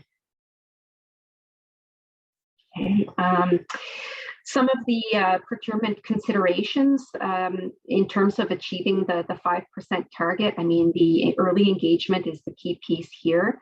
That helps us inform and potentially shape some of the front end and the aspects of the procurement itself. But we need the input, the insight, we need the concerns so that we can build that into the process. And yes, it builds in time, which we need to do better at with our clients and ourselves at building in time and engagement so that the process can play itself out. In terms of our clients and our partners, being aware of our obligations, identifying those opportunities so that we know what we can leverage where in terms of increasing that Indigenous participation overall. And through this, we improve results of competitive procurement. We have compliant bids and procurements that's designed to contribute to Indigenous, increasing Indigenous business participation. And I have no idea if I'm going too slow here, but I just don't want to run out of time. I won't go into too much detail here because Tabitha did it so well this morning, but I just wanted to highlight that here and mention as well that there was some conversation about reporting, and that's a key piece, right? So there will be a reporting framework for us, and that's going to be very helpful, but we're going to have to be monitoring our progress and reporting on that. And that has a lot to do too with making sure that the data we put into the system, and for all of us in our organization to be educated and aware about how we're supposed to input into the system so that the data we get is relevant. Treasury Board will develop some policy guidance around ensuring that we have the right tools as federal departments. And of course, the mandatory training is an important piece of that as well. And Tabitha mentioned that this morning, right? The PSIPs, so these are the set-asides, and I won't read through them, but some key pieces here is that engagement to better understanding the capacity and interest of Indigenous businesses in the different commodity groups in procurement. Really important for us to keep building our awareness and our knowledge of that. We have to increase awareness with our clients for the projects that we deliver on their behalf about where we leverage some of these tools. And building in scope and time and cost and engagement in our projects at the front end at the very early planning stages. And I guess that, as Tabitha mentioned again this morning, that, it's the default needs to be the Indigenous consideration upfront for any procurement. So the more we know about what's out there, the better equipped we are to be able to leverage some of the tools that are available to us. Indigenous participation plans, complementary to the objectives of PSIP, but this is an area where there's a lot of opportunity here for PSPC under our real property group, but it's an effective tool to ensure federal procurements and contracts produce optimal Indigenous socioeconomic benefits. It's a flexible approach. It can be tailored to the procurement, and contractors that would submit an IPP describe the methods by which they will implement, manage, monitor, and report on its activities, and leading to the achievement of the proposed commitments. And our job in PSPC with our clients is to oversee and make sure that we're holding the contractors to account for their commitments. And we are definitely putting measures in place to be able to do that effectively. And essentially, the IPP is an element that's included in the solicitation documents. It's a mandatory requirement that's to be included by all bidders' proposals. We'll have a point-weighted criteria, includes targeted benefits, and leads to long-term lasting sustainable benefits. And it must address the following in consultation with partners. So there's an employment component, training and skills, apprenticeship programs, subcontracting, and innovative measures, which could be things like scholarships and other things. And each engagement for each of the opportunities for IPP might look different. Some communities might suggest a different weighting on each one of the pillars, and that's something that the contractor is going to have to respect. I know that there will be some presenters from PAC this afternoon, so I'm not going to go into too much detail about this, but I did just want to mention that they support, it's a part of PSPC, but they support the participation of Indigenous businesses by delivering educational support and providing some assistance, whether individually businesses through webinars and other educational opportunities. So I think it's an important part of our organization and a partnership that we have, I would say, from procurement, real property, and PAC, along with our partners. There's just a great opportunity for establishing a legacy system or structure that removes the barriers and increases communication and participation overall. But I go back to my concept of co-development. We have a lot of opportunity there. I don't know how much time that I have left. There's a number of slides that I have that are annexes, they're references, but there's a couple. Do I have time where I kind of cut short a couple of, where am I at? So we've got about a minute left in the first 10-minute slot, but Okay. yeah. Okay, so there's, you know what, I'm just going to go super quick so at least people see it. Here's what you will get. There's references, and in the annexes, you'll have the placemat for the Indigenous Procurement Initiative. Consideration, so a little bit of a decision tree there. So that'll be helpful information for you. One of the key considerations for us as well is if we've got work in any land claim areas, agreement areas. And then here we had just a couple of examples of some of the projects that we have with PSPC. So this was an example in Hudson's Bay. Here's a set aside example, and there are more. And this was an example of an IPP, which is the J.C. Van Horn Bridge Rehabilitation Project up in the Stigwish, Hamilton area. So anyway, I leave it at that, and I will stop sharing and pass things over to Erica, who's the project director for ASEC, for her presentation. Thank you, everybody, for listening. Did I stop sharing? You did, yes. Thank you for that. Yes. And I'm just trying to share. I was just waiting for you to stop and then I could start. So it should be sharing now. You guys can see my screen. Yeah, I think it's just loading there. Now we can see it. Perfect. Perfect.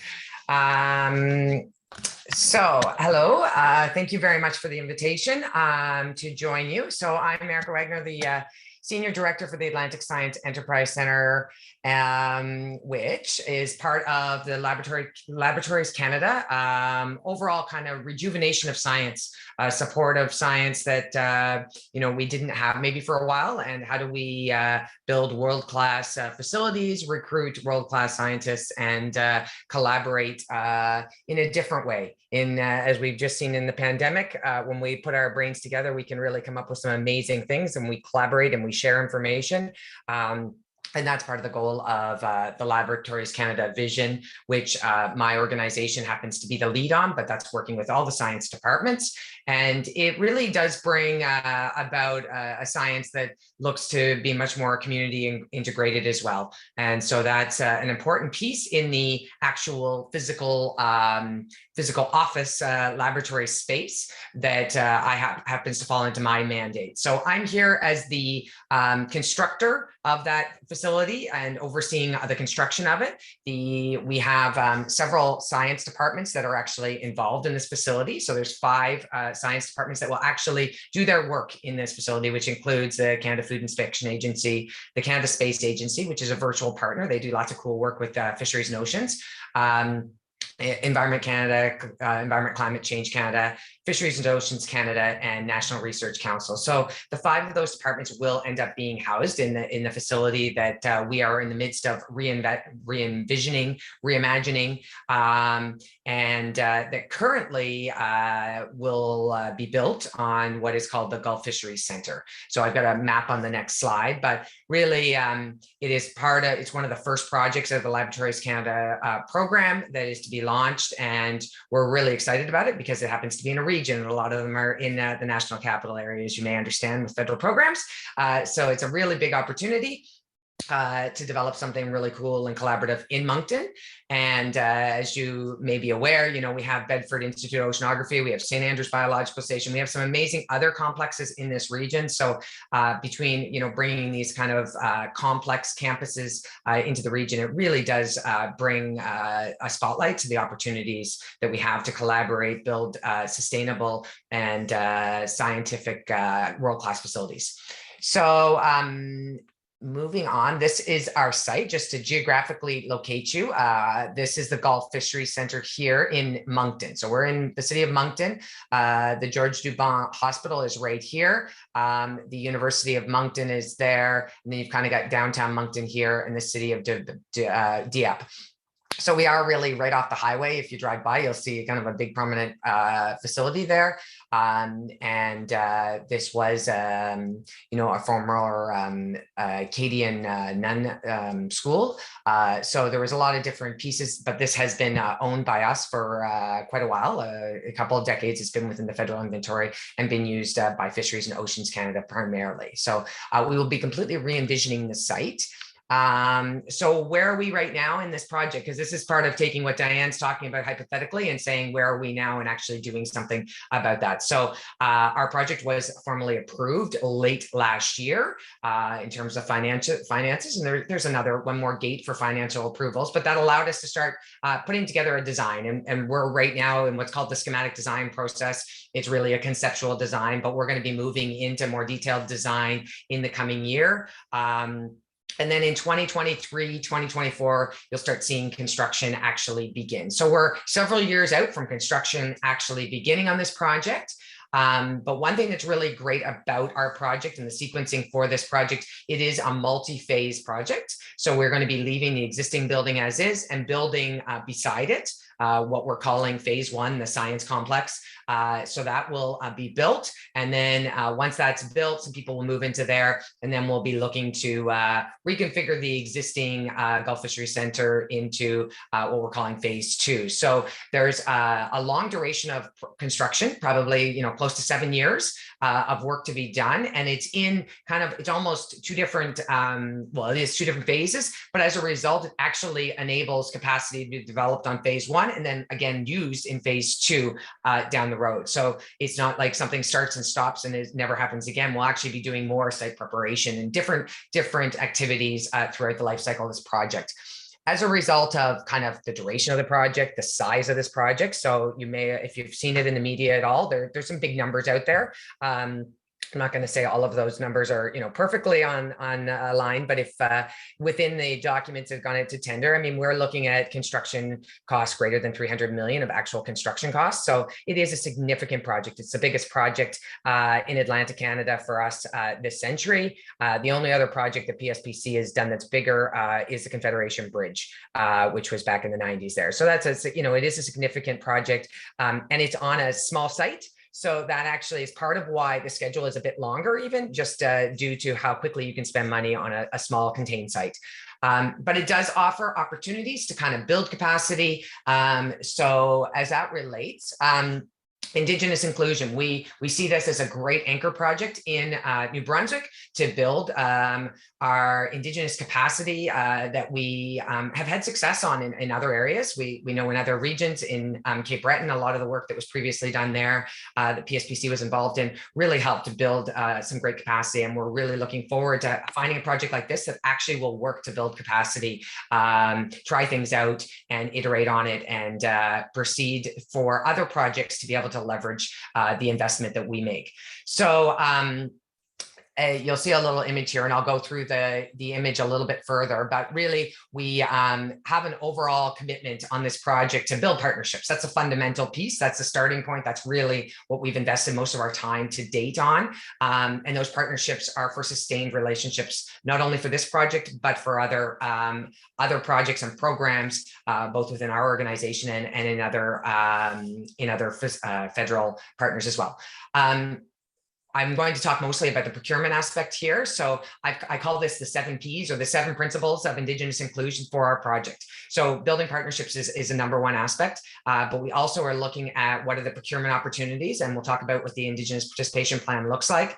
Project design, bringing in voices and design elements related to this project, and we've already had some design visioning workshops. The languages we use both on the site and also in the context of our discussions on this project, we want to ensure that they're reflective, they're inclusive, and that they are fostering a really positive relationship with our Indigenous partners, both locally and across Canada. We want to employ people on our project that are Indigenous and that are local, that have opportunities to not only work on our project or in our organization, but potentially work in this facility longer term. And we are working closely with our science partners. So the 5 partners that I mentioned, in terms of they're going to operate in this facility long term. They're going to be doing science. What does that look like, and how are they integrating within the local community? So we have a lot of different elements that we are considering, and it's a holistic plan. It's not a perfect plan that we're committing to one thing and we're going to do that and only that. We are looking holistically, and there's going to be lessons learned along the way. So I start with that. We're here with an opportunity to build and grow, but we also recognize that we need a lot of voices around the table in order to ensure that we can build this together in a collective manner. So during the ASEC project, as I mentioned, was approved in late fall, and then we went out with contracts related to both the construction management and the architectural and engineering services contracts. So requests for bids on those, and both of those contracts included Indigenous participation plans. So we had a mandatory 5% target, as Diane mentioned. We were very strong on this. It was a mandatory, and it's not always mandatory in it today that everyone put out this 5%, but we said that that was the floor, and I was very clear about that being the floor of what we were hoping for. And we have been successful to not only achieve that floor in our bids, but also exceed that. So we are really looking forward to being able to talk more and more about what was the outcomes of that and what that's going to look like. Those bids were opened and have closed, and aligned with that, we did do industry days for both of those contracts. JEDI and MTI were great partners in those sessions to really not only during those industry days, but further following those sessions to communicate with any potential bidders about opportunities for capacity development in New Brunswick that could work on this project. And I think they did receive a lot of inquiries. So that's a really positive step. That again, it's a start of a dialogue.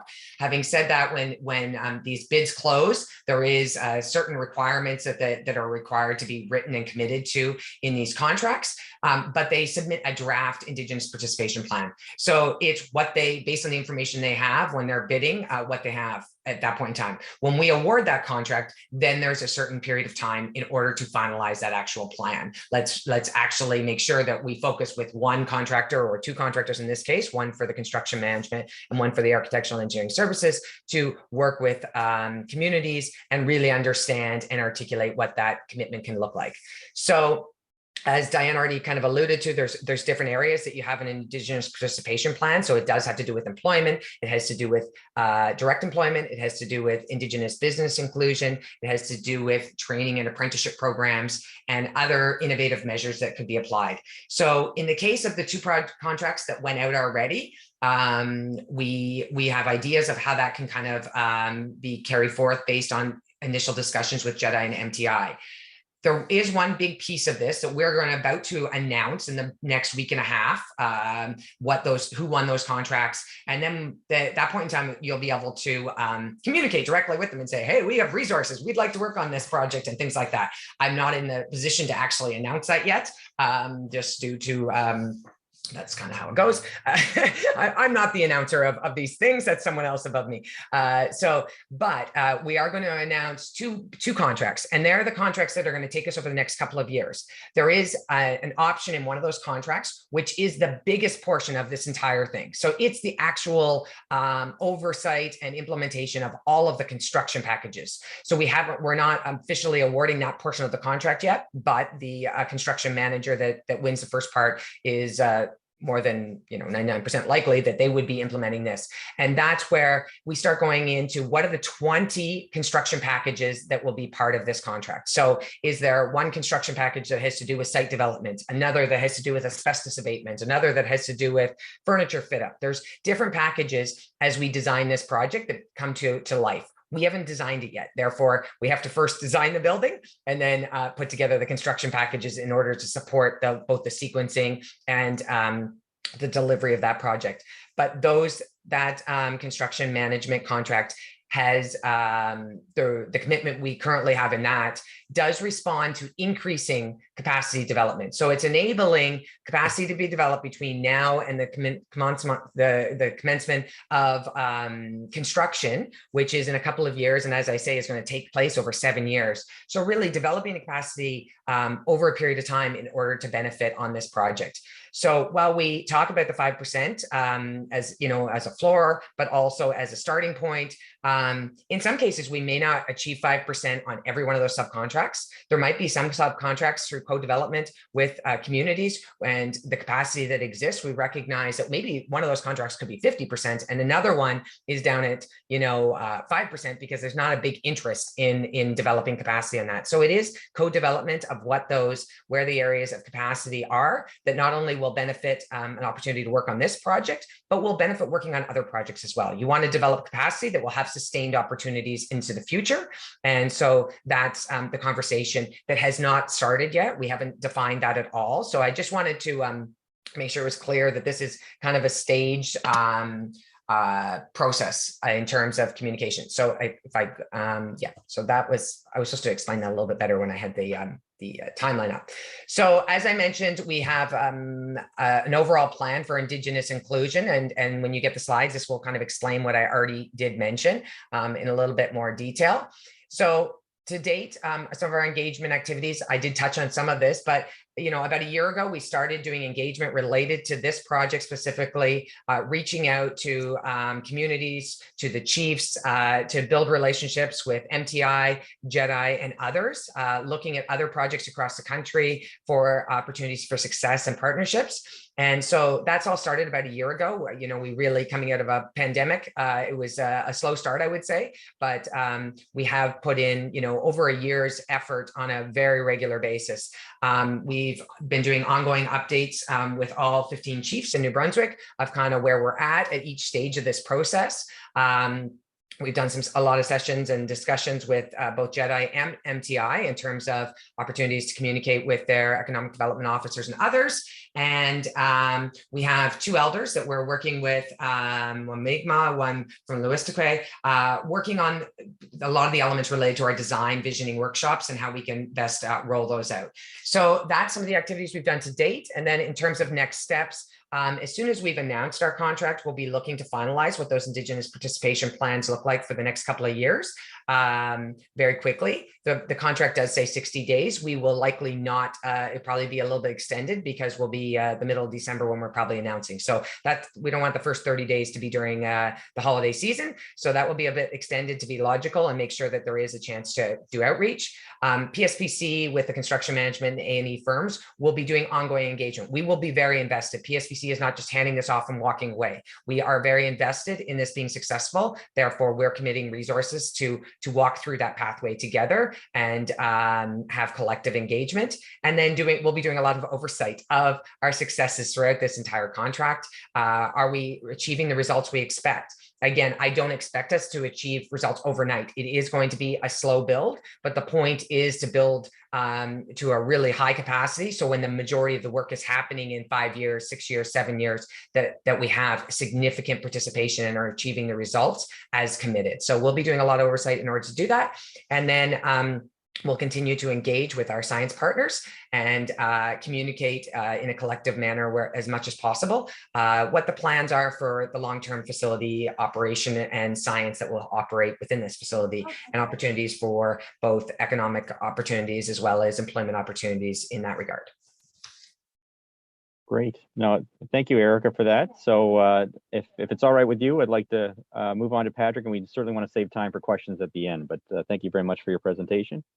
And next, I'd like to introduce our final panelist, Patrick Brannan. Patrick is the Director of Major Projects for the Atlantic Provinces Economic Council, APEC, and has been active in economic and business analysis for 25 years. Patrick oversees APEC's business intelligence activities. His work on APEC's publications and reports gives him a strong understanding of the issues currently affecting the economy in Atlantic Canada. And Patrick recently led studies on digital technology firms in the region and several reports on the impact of COVID-19 on the Atlantic economy. And he's a frequent speaker on issues important to Atlantic Canada and is passionate about continued success in the region. So Patrick, over to you. Thank you for coming. Thanks, Duncan. Good morning, everyone. I'm in Nova Scotia today, so I do want to begin by acknowledging that I'm in the ancestral and unceded territory of the Mi'kmaq people. So I'm happy to provide some information today, give an overview of some of the projects planned in the province over the next few years, and I'll share my screen here now.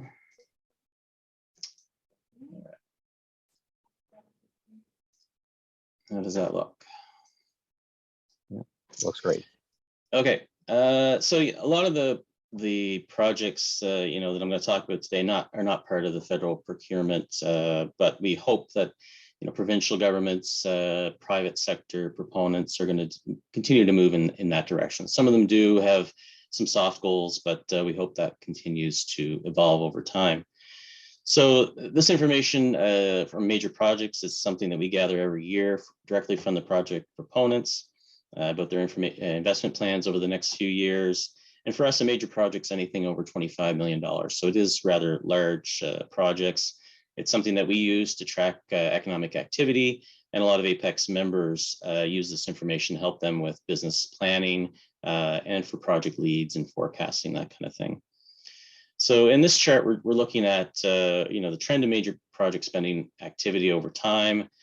Despite some delays during the pandemic, we do see a pretty positive outlook for investment in large projects in New Brunswick. During the pandemic, there were some drops in some projects. We saw McCain pausing some investment in Grand Falls. That's back going now. Some wind farm projects were delayed. Some housing developments were postponed, but a lot of that was pushed into 2021, and we're seeing a good bounce back in activity this year. Overall, we've identified about 115 projects in New Brunswick in our major project inventory. This year, it's about $25 billion in potential activity, about $2.3 billion of that this year. That database, we have a full database of projects that is on our member website. It is only available to members, but JEDI is a member. The Atlantic Policy Congress of First Nation Chiefs is a member of APEC. So all the New Brunswick First Nation communities, our members, the economic development officers and chiefs have access to these project lists. So that's another access point for you if you are interested in getting more information, and certainly I can help with other details. So yeah, we did see a good bump back in 2021. The public sector's also elevated its spending. The provincial government's capital budget was 12% higher this year. Federal government support for projects is also accelerated during the pandemic. And we do expect it to see it was up about 19% this year, and it will remain above the 5-year average over the next 2 years. As you see, it's above the dashed line there. So that's a positive in terms of overall investment in the province. I did want to focus on a couple of areas, so a couple of the key trends that we're seeing. And I know others may talk about this over the course of the day, but I did want to touch on some of the energy projects that could drive activity in New Brunswick over the next several years. New Brunswick, along with other provinces, have a goal of having all their power generated from renewable sources by 2030. There's several ways to get there. There's several challenges ahead for sure. And I just wanted to highlight some of the options that are out there currently that are being discussed to help the province get there. And certainly would create opportunities potentially for Indigenous businesses. So several recent and planned wind power projects are providing jobs and revenues for Indigenous communities in the province. The Wakawasan Energy Project near Sussex was completed in 2020. It's providing now revenues to help fund water and wastewater projects, recreation facilities, and other projects in those communities. There's other wind projects in various stages of development in the provinces, some of them attached to Indigenous communities. There's also the Virtual project near St. John that's underway. So there are opportunities there around wind power development. Another area that's generating some momentum is small modular reactors that are being advanced in the province. New Brunswick's a leading area for that kind of development. They're really promoting that, supporting that at the provincial level and also through MB Power. Right now, there's 2 firms in the province that are looking to invest potentially hundreds of millions of dollars over the next decade. Moltex Energy is developing a 300 megawatt salt reactor for power generation. They received $51 million from the federal government to support that project.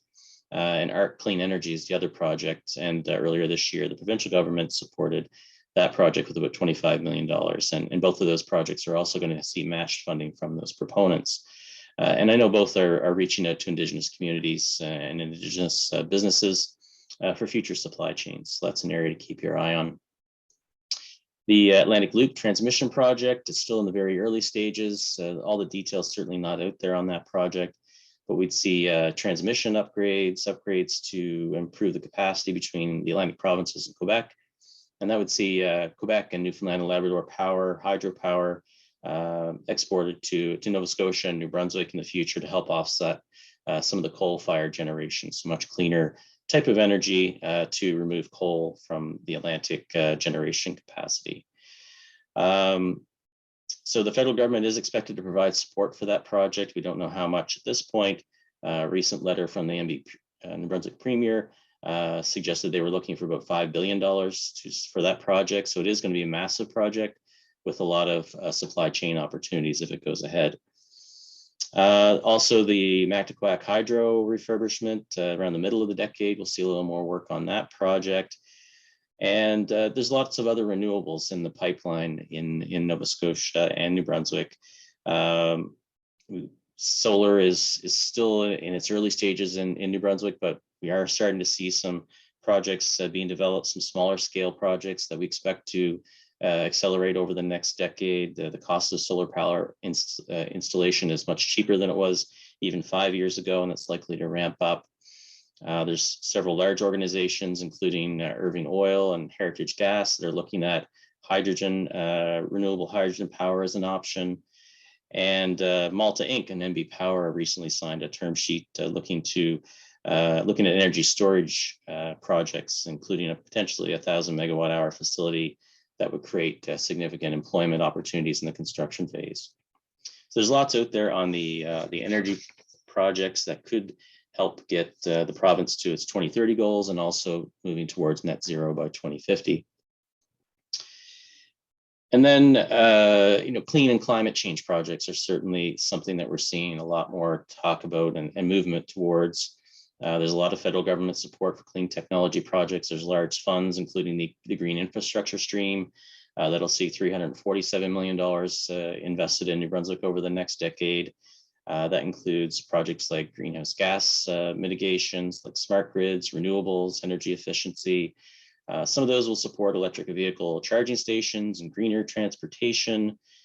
Funding is targeted at disaster mitigation. We've all seen what's happened in BC and Newfoundland and Labrador and Nova Scotia over the last couple of weeks. So the importance of road infrastructure, building larger culverts to deal with major weather events. That's all something that we're going to see a lot more of over the next few years. And also environmental quality projects, so water and wastewater projects, soil remediation.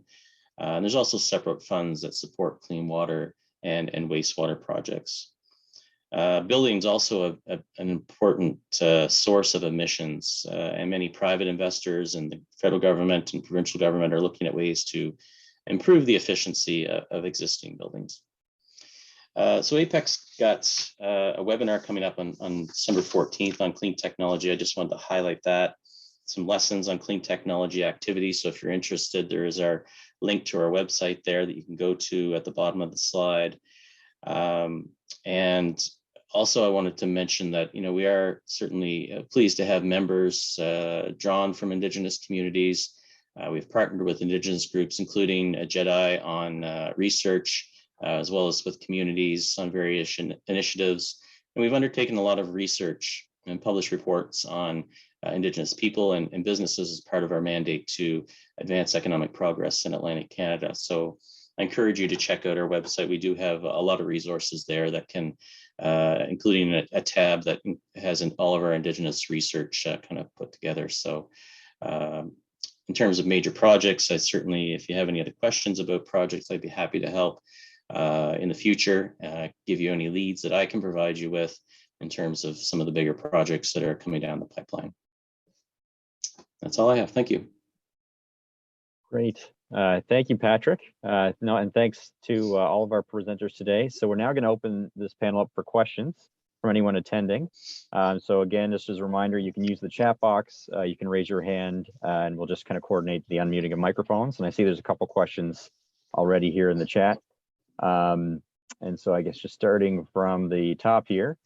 So we had a first question for Erica. The question is, how is the 5% calculated? Is it the total cost of the project, or I think you were suggesting it's probably components of a different contract? It's the total contract value, not the total project cost. The total project cost, as we would, calculate within government, includes all kinds of things like our internal, like my job and other jobs. So that's not something that you can then impose on a private sector. So it's actually whatever we contract out. So in the case of ASEC, I kind of use the example of the construction costs are estimated currently somewhere in the order of $300 million. So that the 5% is based on that value. We award that contract and or those contracts, and then the 5% is based on that or greater, depending on what the commitment is. Great. No, thank you very much. And over to Diane. So I'm going to paraphrase a little bit here on the question, but there's concern that a First Nation might be competing against another claim in the procurement process with someone basically falsely claiming Indigenous status. So how is there guarantees in place to protect against that, or how is that managed in the system? I put that into the chat there. Just generally, it was a great question from Beaver there, but for the set asides, it's a bit clear because we would require the business to certify, and then we would verify that through ISK. If it's an IPP, it's a bit different. And I would say there's assurances by who we would expect the contractors to be engaging with, right? So it is involving local communities, the EDOs, who we would expect would have insight and knowledge into who's looking to participate, as well as registered businesses. So it's a little bit of self-policing there, I would say, and whether things evolve to that, I don't know at this point. But Eric, I don't know if you have other thoughts on that one. That's a good question, and I know it's come up many times before. I don't have anything further to what you've just said. I think you did a great job. Okay. Great. And just follow-up questions. So can maybe just be explain a little bit more detail how the certification goes. So I think you mentioned you consult with local communities and EDOs. Do you have like a New Brunswick example maybe of how that certification happened?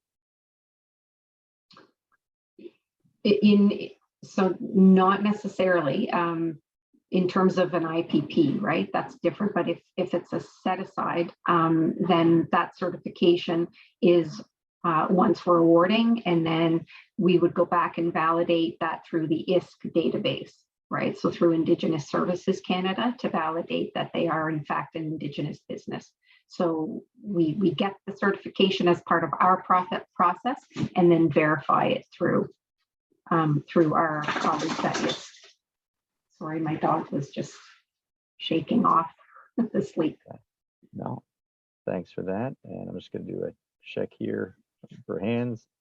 I've got a couple questions of my own to ask for sure. And so if you put yourself in the position of a small or medium-sized Indigenous business in the Atlantic region, or specifically New Brunswick, and you're looking at these procurement opportunities, where does a business begin if they're trying to consider, whether they'd qualify or not for these projects?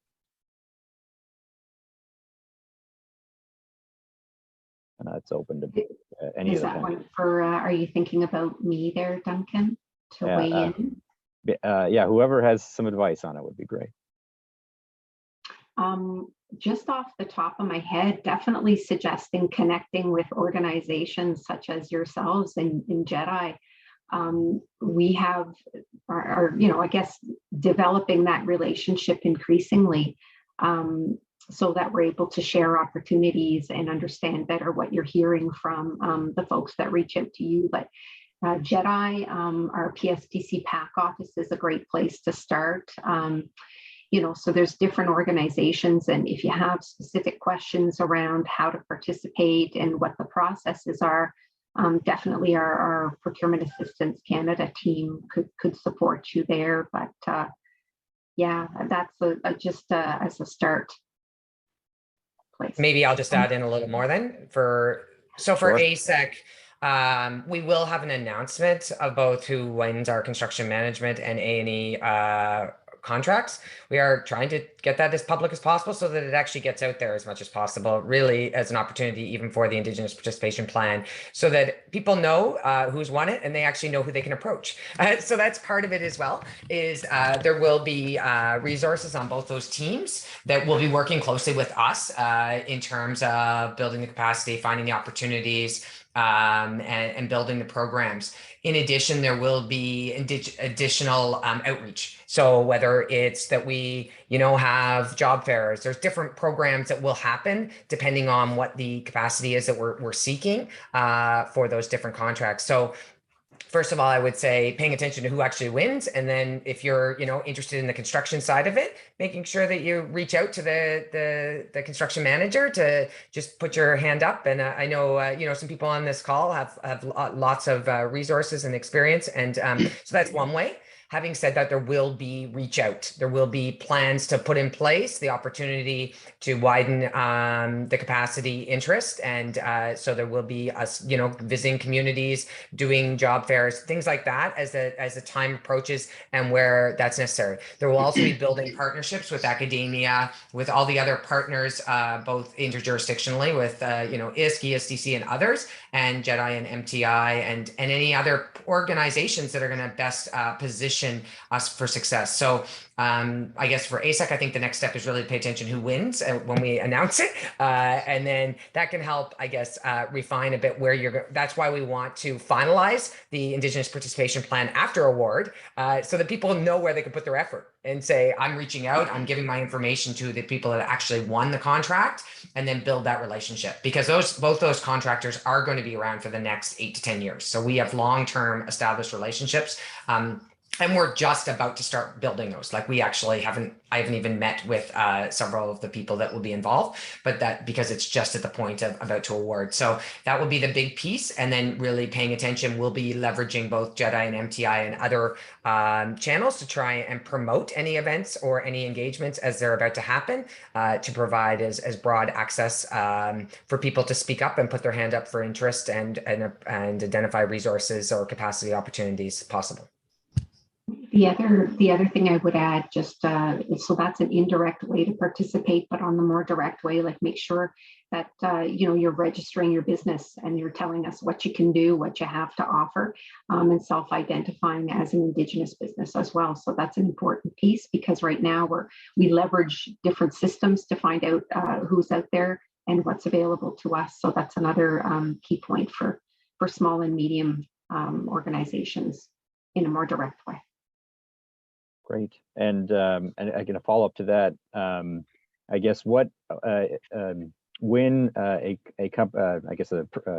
procurement contract enters into the registry, or when a community registers, what kind of would they be contacted by companies after they register? Are they contacted by someone from government? What do they kind of expect after they register?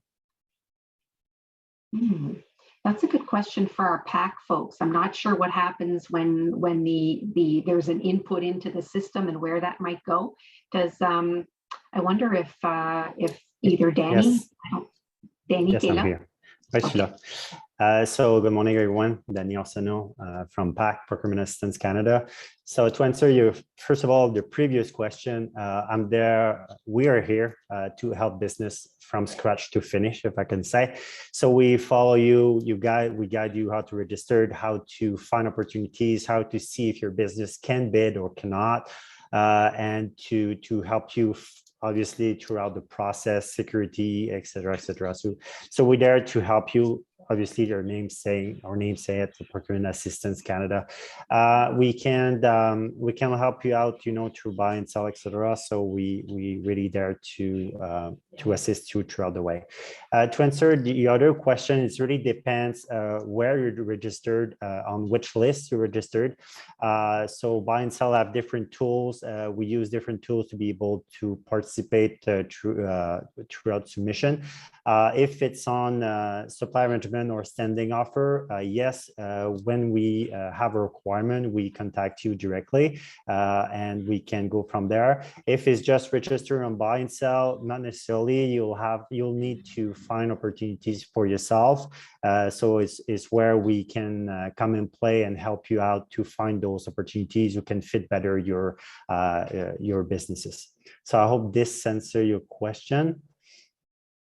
No, that's great. Thank you very much. And just to have a question for Patrick as well.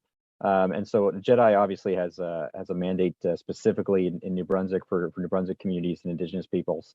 What are some opportunities in other Atlantic provinces that a New Brunswick company could consider applying for? Yeah, well, the first one that comes to mind certainly is shipbuilding. It's a big opportunity. The first wave that we're kind of in now of ships is like $5-6 billion. But in 2 or 3 years, they're going to get started on the much larger ships. So that's a $60-70 billion project that will take place over the next 20-25 years. There is a supplier registry that Irving Shipbuilding has that encourages Indigenous firms to apply for the supply chain there. So, if there is a company that's interested, I'd encourage them to go to the Irving site and register, get more information. They're also offering programs to get more Indigenous students involved, to work at the shipyard, and they continue to look for Indigenous partners. Outside of that, I think there's, certainly same as in New Brunswick, there's a lot of activity on the renewable side. Nova Scotia Power's got some huge capital plans over the next decade to transition off coal to build more renewables. There's a lot of hospital development in Nova Scotia. They're in the middle of a very large capital campaign there to put $3 billion of new hospitals in Halifax and Cape Breton. And don't forget about PEI. It's the fastest growing province in the country. Its population is growing fast. Its economy is growing fast. So there's lots of infrastructure, lots of housing, lots of construction underway that'll support that growth. So there's definitely opportunities in other provinces. Some of it will be federally led, but a lot of it will be, private sector led as well. So it's important to build some contacts with some of these companies so they can play a role going forward. Great. No, thank you very much for that, and thank you to all the panelists and people that have provided answers. So we've obviously there's more questions about these very important initiatives going on. JEDI wants to encourage anyone to continue to ask questions and seek answers. So just as a reminder, Lori and Kayla, you can message them directly to ask if you can set up some networking time or get additional time to have questions answered. Throughout the lunch period or after the formal sessions, I believe there's going to be time as well to request whether you can go into a breakout room and ask further questions on a topic. So we certainly encourage that for people. But that's it for this session. I'd like to thank you all for your participation, and I'll pass it over to Stan. Thank you, Duncan, and thank you to Diane, Erica, and Patrick for your presentations and all your information that you brought to the panel. We are heading into lunch right now. We're going to take a 45-minute break for lunch, and we're going to return at 12:30 sharp for panel number 2. And I would just like to reiterate what Duncan just said. If anyone has any interest in networking over the lunch hour, please reach out to Lori and Kayla, and they can help set out some breakout rooms, and hopefully they can create some discussions there. But yeah, so we'll see everyone back at 12:30 sharp. Hope everyone enjoys their lunch. Welcome back, everyone, from lunch. I hope everyone enjoyed their 45-minute break for lunch. We will jump right back in and get everything going.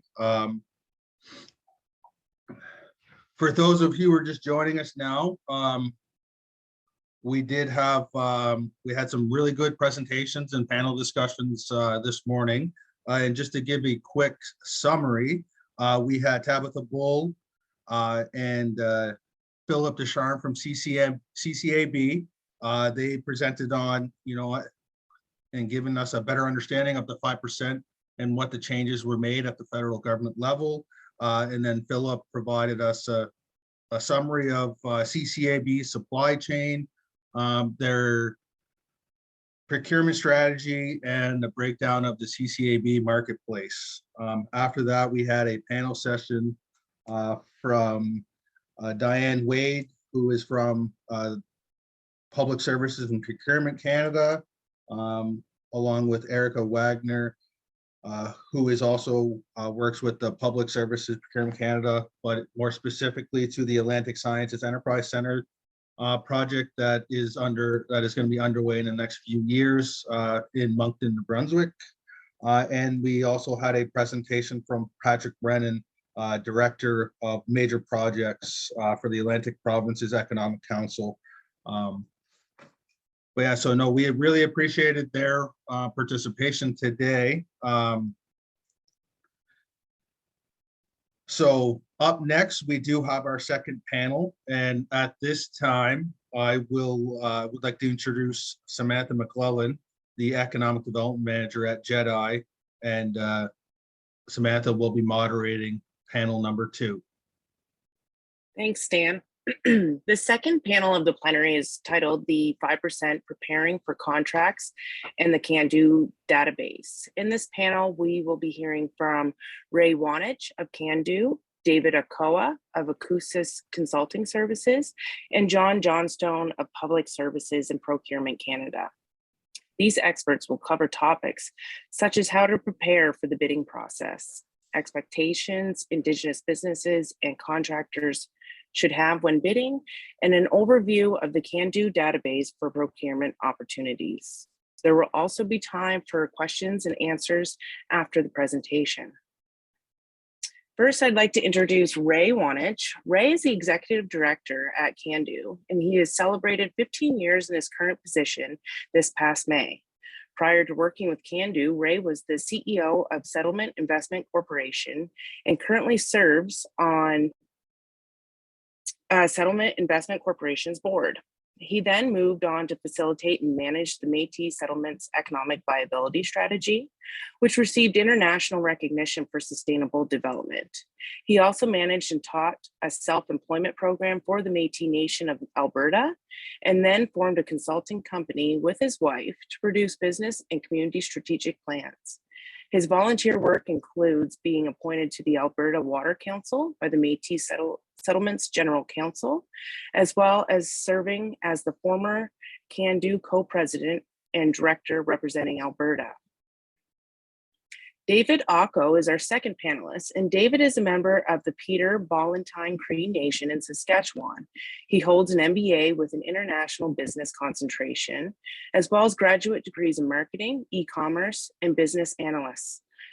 Since launching Acusis in 2006, David has established himself and Acusis as a premier Indigenous-led consulting firm specializing in facilitating constructive and respectful Indigenous engagements on the behalf of governments, corporate clients, and non-governmental organizations. David has worked with Indigenous communities and organizations across Canada, garnering extensive experience in the design, implementation, and facilitation of successful Indigenous engagement initiatives. And our final panelist is John Johnstone. John is the Associate Director for Indigenous Engagement at Procurement Assistance Canada, at Public Services and Procurement Canada. John is based in Victoria, BC, and he provides engagement support to the PAC and Pspc. John's goal is to ensure that the Indigenous business community and support organizer have the opportunity to actively participate in federal procurement. From general guidance to business-specific information, John and his team help businesses navigate the government contracting process, utilizing his 24 years of experience with the federal government. So welcome to our three panelists, and I'm going to hand it over to Ray first to kick off our presentations. Thank you, Ray. Oh, thank you, Samantha. I really appreciate the comments. I'll quickly open and turn it over to the real experts.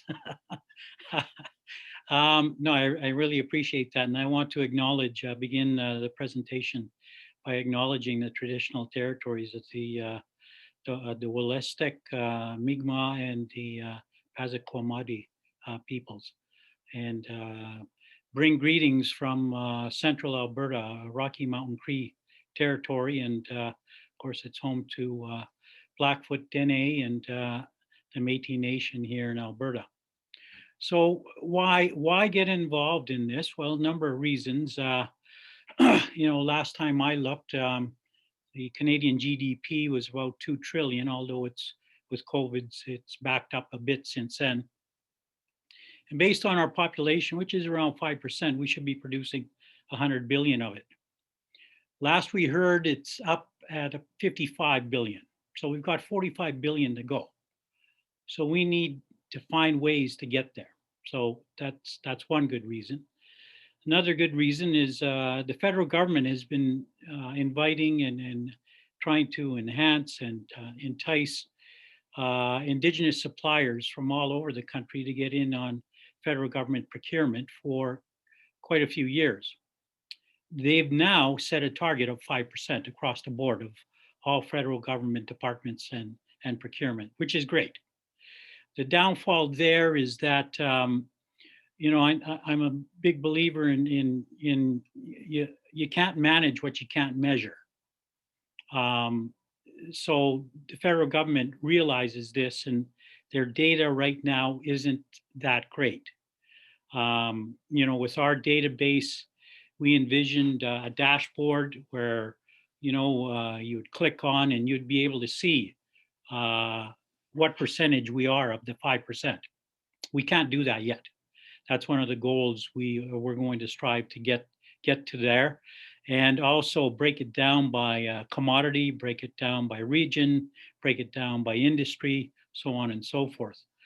So we ask some patience there as we continue to explore and build upon that.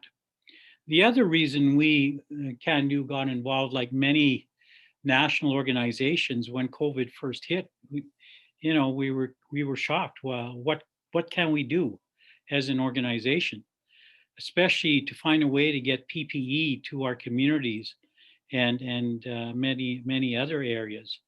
And so this is what we decided to do. We had many meetings, created a task force of a lot of the national Indigenous organizations to come together to put this database together and all buy in and produce this federated approach. We've continued to do that. We are going to continue to believe in this federated approach. If you're asking me about the database, I would like to keep it free for all of the Indigenous suppliers. Now, that being said, you know, there may come a day where we're going to have to pay for it or find a way to pay for it. But it's early days. It's early days. And that's why I think now the federal government procurement, and especially setting the target at 5%, is acting as a real catalyst, if you will, for Indigenous suppliers to get involved. There's not that much competition yet, which is a good thing. We're hoping that changes quite quickly. Do you always win these contracts? No, you don't. Is there a lot of work involved to prepare for the contracts? Yes, there is. And, you know, there's just no guarantees, but I think the more we can get involved, and as you'll hear from David, you know, once you start winning these contracts, you know, people will come back to you and look for more opportunities in which you can bid on. So that's one of the big reasons we got involved was, you know, to facilitate this process for our economic development officers. And that's really what we do as an organization is facilitate a process for which EDOs can ease into a program or a process like bidding on federal government procurement contracts. We just don't only want to concentrate on federal government procurement contracts. We want to look at industry. We've partnered with Pspc, which is the Canadian Aboriginal Minority Suppliers Organization, our association, and they have many Indigenous suppliers registered there. So yeah, we want to procure industry contracts. We want to look at provincial contracts and municipal contracts. So like I say, this is early days, but we will eventually get there. So with that said, I'm going to turn it over to the back to you, Samantha, and you can bring on our experts. Great, thank you so much, Ray. So next I'd like David to speak. Sure. Well, thank you very much. First, I want to recognize the territory that you're in, the Mi'kmaq territory, and all Eastern Indigenous people from Eastern Canada there, but also take a moment to recognize where I'm coming from. So I'm coming from the territory of the Gahananega Mohawk people, where I live, work, play, raise my kids, raise funds. So this is what I do.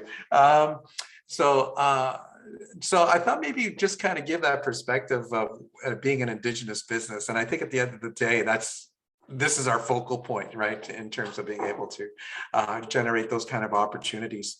So I'm going to share my screen because I'm just going to give you a little thought about being able to situate our conversation a little bit from my perspective anyway. So I'm going to say share screen.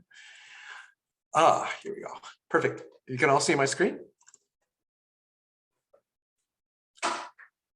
Yep, hopefully can. Oh, goody, I got thumbs up. Okay, so from what I'm looking at, I thought I'd just give you a little story about how we got from here. So we've been in business in 2006. I'm going to take you a little bit through back history here.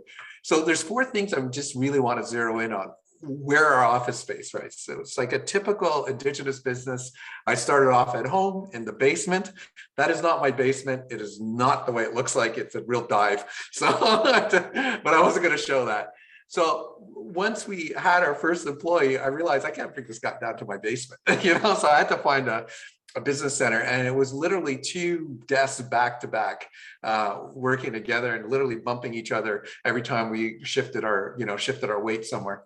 So, and it was literally down the street from my house. Then we moved into what we call the submarine. So I actually got about 1,500 square feet. And the reason why we decided to do that is when I started looking at government contracts, one of the big things was security requirements.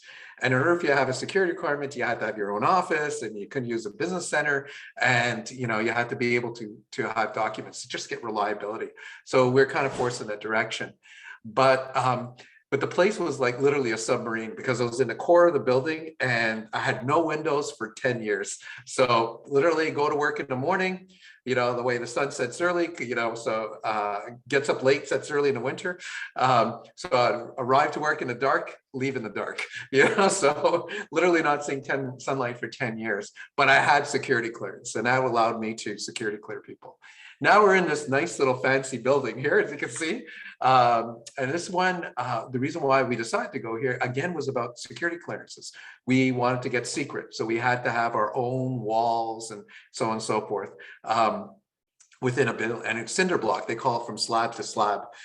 So having said that, this is one of the things that were really driving what we did.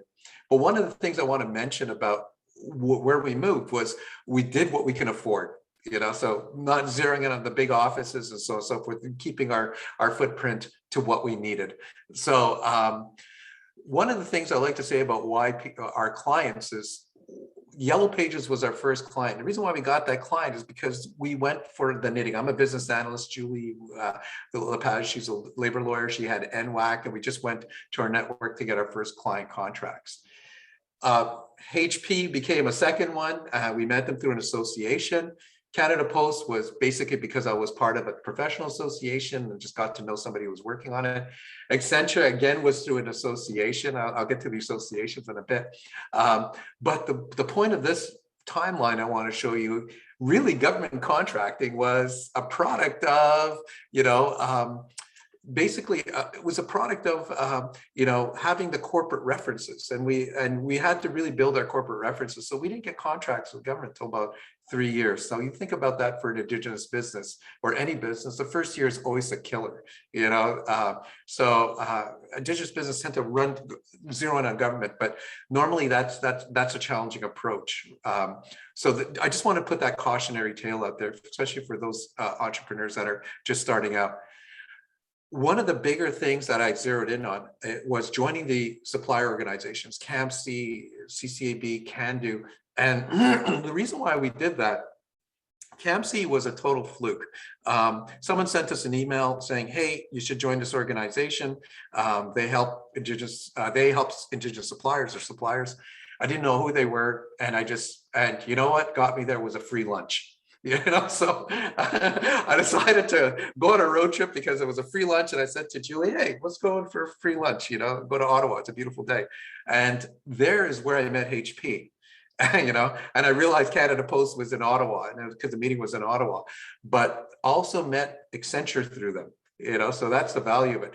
Canadian Council Aboriginal Business, they came out a bit later, you know, and probably the reason why, because I did not know much about the organization. That's a little footprint for the organizations to put out there. But that was one of the, you know, the later ones that I started, and they had different focuses. That's what I started realizing with the organizations. Between CAMC was more supplier focused, CCAB was very leadership focused, but at least I can get audience with leadership, and at least I can get audience with procurement. And now what was interesting about CANDO, and I got to thank Ray because we're really good partners. I was really getting with the community and the community needs. So that's how we started building corporate clients, government clients, and then, you know, community clients as well. So that was sort of that journey of building that network.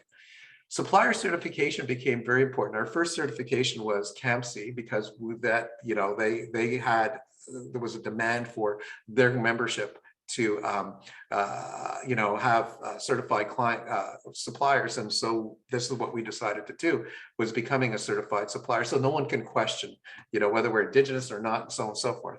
Our next real certification journey, as we prepared to do business with government, was the PSAP agreement certification, and that opened up some more doors, but not the government contracts right away. It just basically gave us the kind of license to walk the halls of Ottawa or see the different departments, because I was able to say, I'm a PSAP certified company, you know, and they had liaisons that kind of introduced you. So I started building my relationships, and of course became a certified Aboriginal business with CCAB. So certification became very key in what we're doing. So outside influences, this is stuff that you have no control over. So 2006, Germany was in there, and that's when we started business. We're watching the Euro Cup. Paul Martin was in there, very Indigenous friendly person. Then 2006, Harper comes to power. You know, so I won't say very much. I know that about that, but I could just turn around and say, when we were walking the halls of Ottawa, the lights were very dim, you know, in terms of we're saving electricity wherever we could save electricity, but really zeroing in on our corporate clients. And it's really funny because government really influences corporate Canada. And so government really kind of leads the way. So by doing that, and then this is one of the biggest things we learned. But I always turn around and told corporate Canada saying, government's changed, you realize that, you know, and of course the Great Recession hit. You know, and that brought the lights a little bit more dimmer and everything else like that in terms of thinking about it. So our choice of where we zeroed in on business, our choice about our network, our choice of being able to really start to pay off, and you know, and a choice of office space, of course, really played it, kept us thinking about our pennies.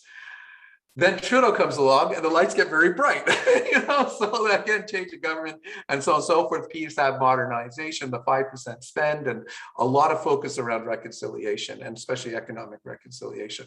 So that changes the tenor and also changes the tenor with corporate Canada, and which I'll go a little bit further. And now we're in Corona, you know, but fortunately the type of business that we're in and so on and so forth, we're not affected as much by Corona, let's say, but then other my Indigenous entrepreneur peers. So that's a little bit about that. So I just also want to give you a sense of who we are. This slide was shaped over time, you know, because we start to learn our business that we say, hey man, we're very good at skills. We got excellent solutions. We're very much into Indigenous capacity. We've been doing an internship program by taking profit from our consulting practice and doing wage subsidy programs and creating a space for Indigenous people. So we really were zeroing in on capacity. So we were into reconciliation before reconciliation was a word. And it was based on the RCAP report, you know, so other things is, this will kind of give you a sense of journey that, you know, even though those are the big clients, we were trying to work with everybody, and you'll see a great mix. And that's because of our approach of building corporate Canada first and then working on government. And then now we kind of got both, having those clients. And now we're working with communities with Can-Do. I wanted to give you a sense of the profile a little bit about who we are, you know, so we kind of fit in this consulting side, which is right here on the professional side, you know, but if you look at it from the Indigenous suppliers, we're all over the place. And one of the things, the big takeaway from this slide is the fact that, you know, we're not present in utilities and we're not present very much in public administration, just very little bit. But when you look at everything else, this is what we have to offer to the marketplace. And that's going to come back to when we look at ITBs. About SMEs, majority of us are less than 5, you know, so very end of the day. So low dollar value contracts, those contracts that really fit in. But the challenge is when you look at big corporations, you know, they deal with big, supplier arrangements and so on and so forth. So this is where the trick of, you know, becoming an Indigenous supplier from starting from the basement and then learning how to become, right now we're 40 plus people. But sometimes, you know, to be a single supplier and so on and so forth is good too, you know, because you're up for the quality of life. You don't want to become the next Amazon, you know, so that's also to formulate in the equation. If someone turned around and told me, hey, listen, you know what, this is the problems you're going to go through, I might have went screaming off the mountain and saying, no, I don't want to be, I just want to be a single consultant, you know, lone wolf, you know, which is okay too. So that's one of the big takeaway from the slide. It's okay to be small. But also if you have ambition, please go for it. So again, I won't belabor this point, but I just want to say the 5% is probably the biggest change right now that we have, because it's going to drive corporate Canada, as I mentioned about just a change in government can do, but also the opportunities. We're going from 0.6 spend to 5%, which represents 5 billion. That's a lot of meat to go around, you know, when you look at it in terms of how to do that. The other thing I caught something about public sentiment. I wanted to just mention that public sentiment right now for us is, you know, economic reconciliation or reconciliation train has left the station.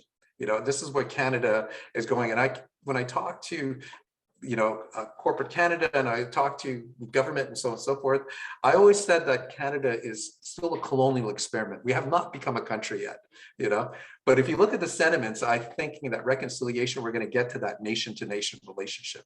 And I'm very hopeful around economic reconciliation. So food for thought, but this is where the public is also thinking when you think about, 2/3 of Canada thinks that, hey, reconciliation is a topic, and I hope one day it becomes a ballot box topic. So why business case? I'm going to get this. I'm going to do a little plug for my plenary session, but generally speaking, I'll talk about this, but ITBs, IPBs are going to be the big catalyst for government to make it that 5%. That Indigenous participation component, this is where corporate Canada is sitting in, because they want to be able to respond. This is where, as an Indigenous supplier, whether you're one person or you're 40 or 100 or 150, you want to be positioning yourself. So it's very important that corporate Canada gets to know you, and also government gets to know you. You got to square those two things. At the very end of the day, and the other end of the day, as an Indigenous supplier, you got to get in front of those IPCs, you got to get in front of those IPBs and become visible, and those RFPs. You can shape RFPs just by procurement having data, who you are, where you're located, what are your capabilities, are you an Indigenous business? Are you a joint venture? How is your joint venture structured? And that's where you see those certifications and all those pieces come together that I just previously talked about in our journey. So I'll take this moment to talk a little bit about the Indigenous database, but and I'll do a further demo in the plenary discussion, but just basically the COVID database was basically a way for government to identify Indigenous suppliers that do PPE. And the reason why is, a lot of Indigenous businesses needed to pivot. And some of them that were selling marketing products and so on and so forth, that had a really good supply chain or connections into China, where a majority of our global supply chain is. And they were able to tap into that and get masks and get gloves and get all sorts of sanitizing products and so on and so forth. And this is the way they pivot their businesses. Other ones were making, believe it or not, spirits, that kind of thing. So they became manufacturers, hand sanitizer manufacturers. Other companies decided they had connections with medical suppliers. And they said, what, I want to build a medical supply for making masks. And they started to make masks and non-medical masks and so on and so forth. And what they wanted to be able to do is to be able to be identifiable. The other side of the coin is the Indigenous Business Directory. And this is where, the piece of strategy sits in. So my encouragement is, because you have to get certified and everything towards that effect, that you're already going through the process. The challenge for an Indigenous business is to be everywhere, so they have to be existing on different databases and so on and so forth. And Ray talked about the federated approach. And I think the future of the databases are going to be, I kind of can be working with my own organization, and then I'll be able to be pushed out to many organizations and then be focal back to the customer. So the federated approach seems to be, making the more sense as organizations want to support their suppliers. At the very end of the day, there's unique needs in New Brunswick, there's unique needs in Alberta, there's unique needs in Quebec with Indigenous suppliers. So we have to find a way to kind of work together, bring all these databases together in some way. So that federated approach that Ray talked about, I really believe in it. That's Sienna. That's the end of my dog and pony show here. All right, everyone. Hopefully you can hear me. I had a couple of notices that my connection was a little unstable. I always thought it was just me, but it also looks like it's partially my computer. So hopefully you can hear me okay. So thanks for having me today. I'm just going to add some context around the federal side that can kind of talk to what Ray and David's already talked about. First of all, I'd like to acknowledge that I'm coming to you from Coast Salish territory on the West Coast. Traditional territories is Songhees, Esquimalt, and Wasanich peoples. So I'm based in Esquimalt, BC. Part of my role is I am with Procurement Assistance Canada. So in the last conversation, there was a lot of conversation around the projects in New Brunswick. And Danny Arsenal was someone who came on the line. He's part of our team. Danny is an expert in procurement. He's working with our regional office that represents Atlantic Canada, and the regional director there is Patrick Loyer as well. So there's a team of people within our organization that can help both the individual businesses and the community organization. So like David said, this is a bit of a journey. You know, the last presentation, it was talked about that the ASEC project is 7 years. David talked about the fact that it may take 3 years just to get to a position where you're actively working in the space as a business. But that's also true for a community. So as a community gets ready to engage, if a community's economic development officer is approached by a prime contractor, the government of Canada, to say, how would you as a community want to participate in government procurement? It takes a bit of time to understand what your community needs are and what you actually want to respond to that. Like, what is it that we want? Does our community have a 5-year plan? Just like, do our businesses have 5-year plans? You know, what are we going to want? What are our resources? What are our natural specializations, either as a company or a community, where we want to invest our time? Are we trying to make sure that our youth are employed in 5 years? Are we trying to make sure that our companies can scale up or get financed in order to move through these types of processes? You know, Ray mentioned the concept of data. It's something that we are constantly struggling with, both on the government side, but also understanding the capacity of communities and the understanding of what those communities, how they want to engage with us. When we're talking about a nation-to-nation relationship, you know, one of the things that we really want to move towards is the ability to get out to communities earlier. Like the ASEC project is a great example. We're talking a 7-10 year horizon, and start asking those questions. I know that Ray and David have both talked about the fact that it's early days in this process. We're currently formalizing what that 5% can look like. What are the criteria? What are the elements that are going to affect you, your community, your business? What are the criteria that you need to meet? I know David talked about his experience as a company with security clearances and, you know, what type of walls you may have to have in order to house government documents. Learning that process, as David talked about, takes some time.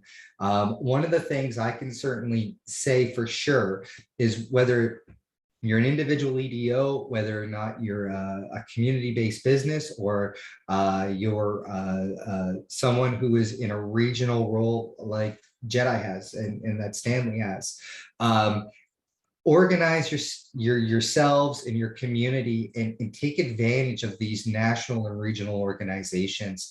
CANDO, CCAB, NACA.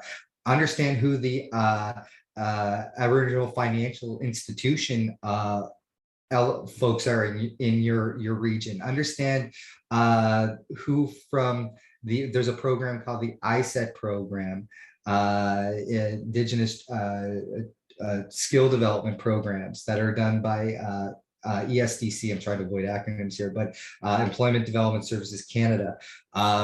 Understand where those tools are, but it may take time. Like, you know, David said, it's a bit of a journey. You may be looking at years. You need to know that going after government contracts is important to your business. It's part of your business strategy.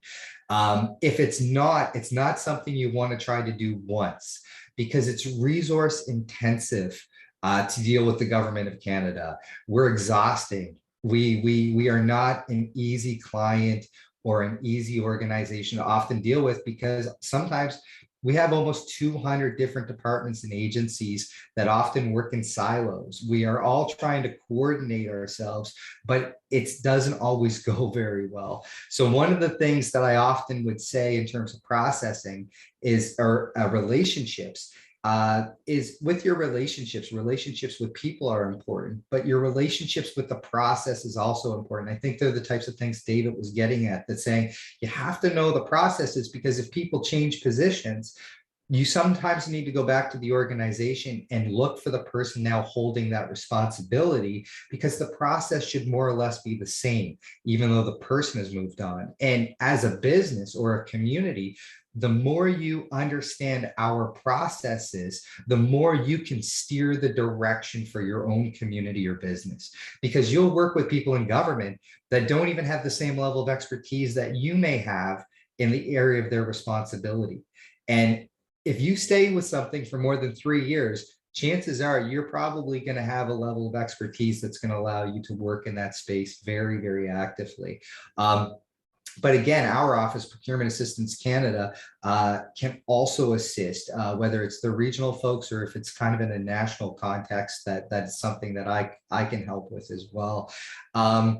So I think the thing with the relationships is really critical on a project, like a major project like the ASIC construction project, 7 years, there's only one real contract going out. There may be other parts of contracts going out, but more or less there's only a very few number of primes.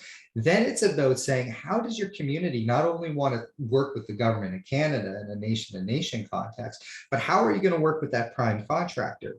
How are you going to work with the tier 1 or tier 2 subs? Because all of those relationships are going to become very important in how the work happens and how you maximize your community or your business's opportunity within a major construction project. David also mentioned that there is a lot of opportunities for what we call low dollar value, under 40,000 in services, under 25,000 for goods. And you know what? Swiping your credit card for $5,000 can really enhance the bottom line for a lot of small businesses. And we want to make sure that there's clarity on how to work in those spaces as well. So I guess closing out, really where I wanted to talk about with this is that in terms of strategies, whether you're a community, whether or not you're JEDI, whether or not you're an individual business, is thinking ahead 3 to 5 years on where you want to get to.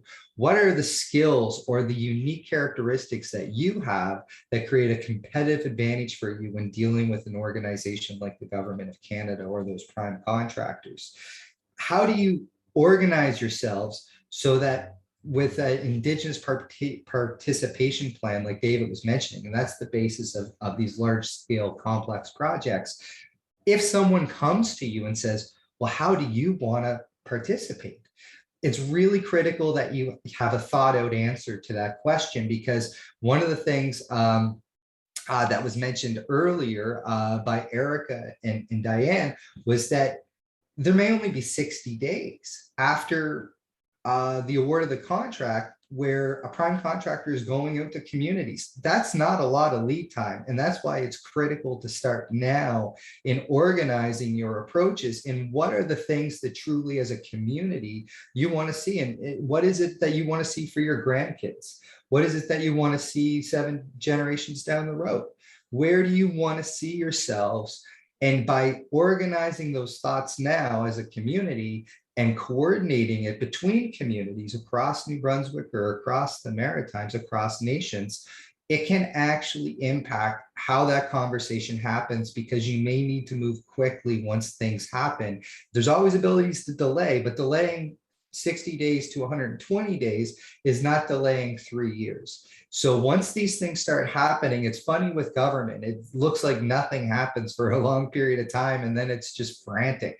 And it always appears to me the companies or communities that can get the most value out of those moments are the communities or organizations that have worked ahead of time to prepare themselves. So when someone does show up at the door, Ray talked, I didn't know, Ray's experience in building economic development plans, earlier in his career. So much stuff you learn from hearing colleagues' bios and things like that, is that have those types of economic development plans, or as a company, have that kind of scaling up idea if that's what you want. Because the other thing is if you don't want to scale up, to David's point, and you want to stay small because it's about quality of life or because of your own requirements, then you don't want to chase something you don't want just because it's there. You need to be strategic in your decision making around these things in a way that maximizes quality of life. It builds your community. It helps with social and economic development within your community. And, you know, the hope at the end of the day for folks like me working in government, and to David's point and Ray's point, is that this 5% can really be a catalyst for the economic reconciliation we're all working towards. So with that, I'll leave it there. But the big thing I'd like to say is that I guess there's a Chinese proverb that basically says the two best times to plant a tree are 20 years ago and today. And by thinking about that point of view, by doing that prep and having conversations like you're having today at this plenary, it can really help make sure that you have the right words where it's need to be determined. And thanks very much for having me. Great, thank you, John. And thank you to all three of our panelists for sharing your expertise. Now I'm going to open up the floor to anyone who may have some questions. You can use the chat box, or you can also raise your hand as well.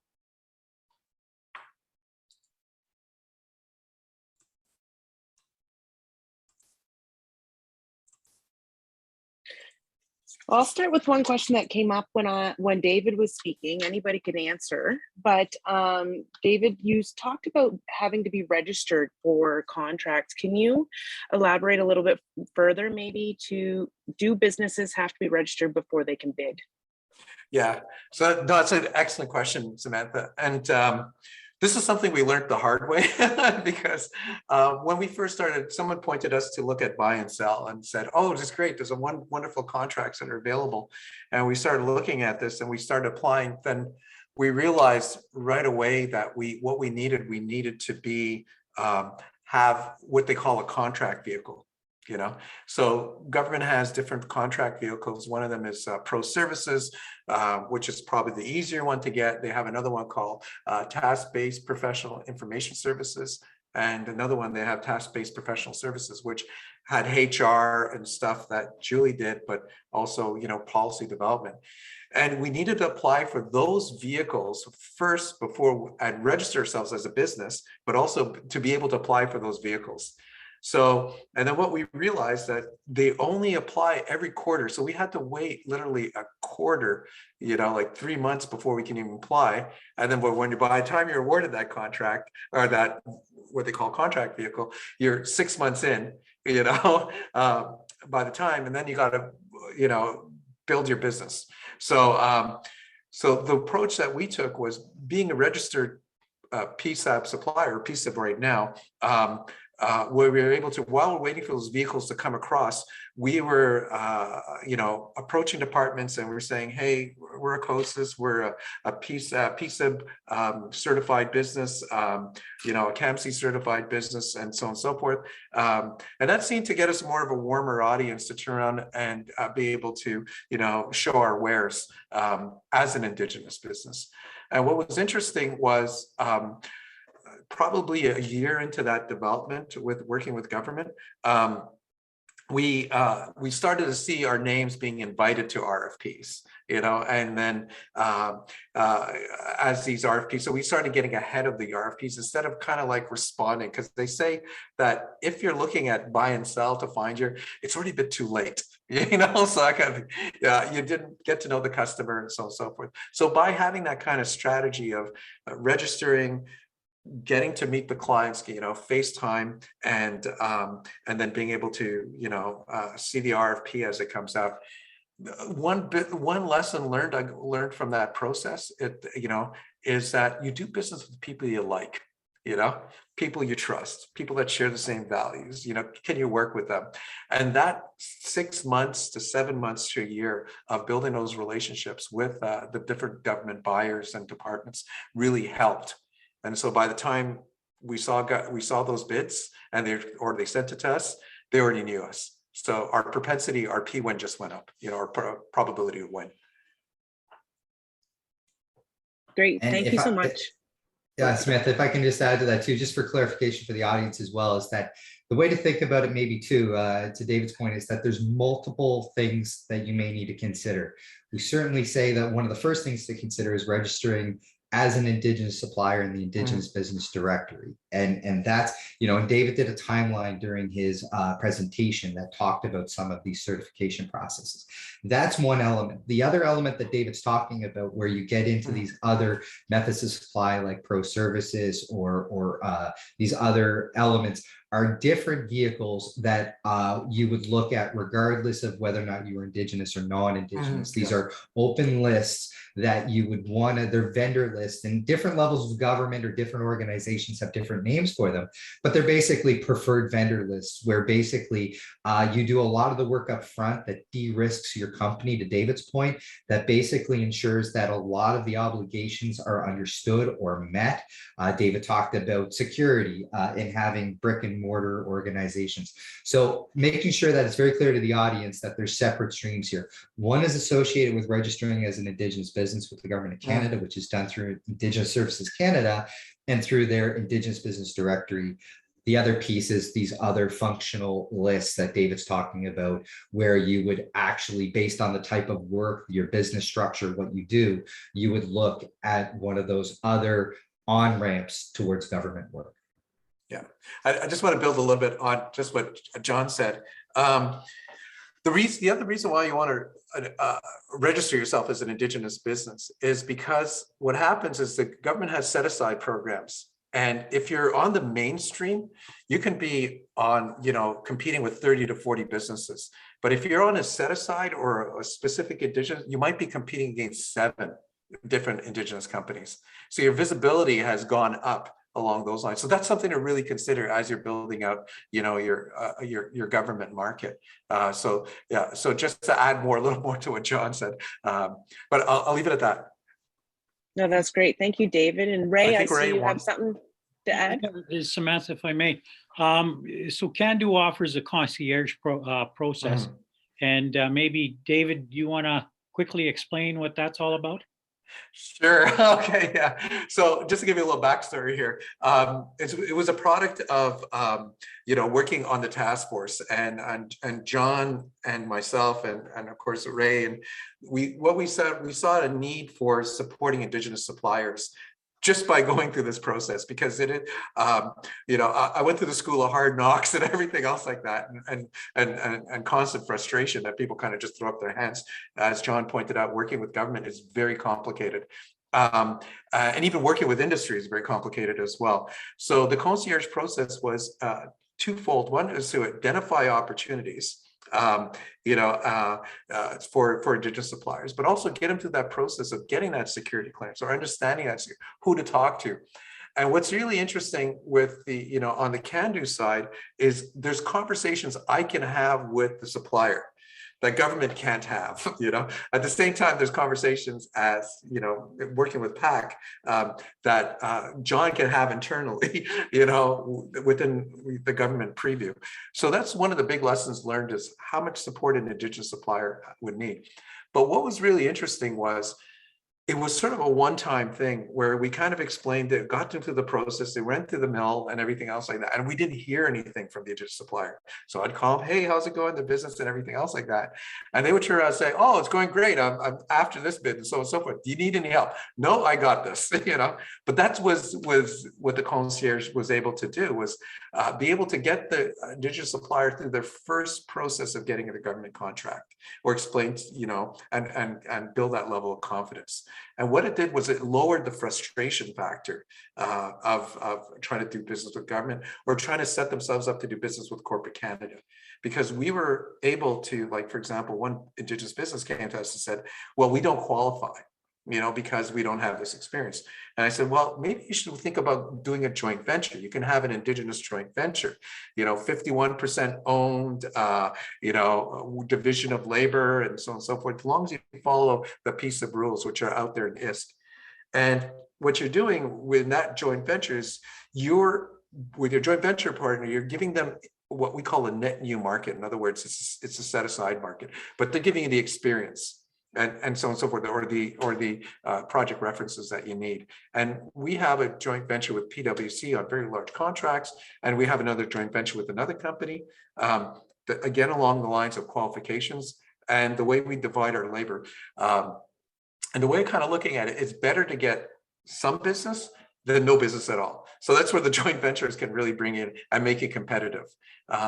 But it adds to that journey, you know, at the very end of the day, because all the project references are going to fall to that joint venture, which means that you can claim those project references as well as you build up your, you know, your business experience in a way. So it's a very roundabout question, but that's one of the things that Concierge was able to explain and bring value to, and you know, bring that experience to Indigenous suppliers. Did I answer your question, Ray? I hope I did. Okay. That's great. Thank you so much, David, for elaborating. And you had mentioned joint ventures. Now I'm wondering, can two Indigenous businesses create a joint venture and bid together on some of these contracts? And I guess maybe this might be where the Indigenous database would become really important, right? Would you be able to elaborate further on that?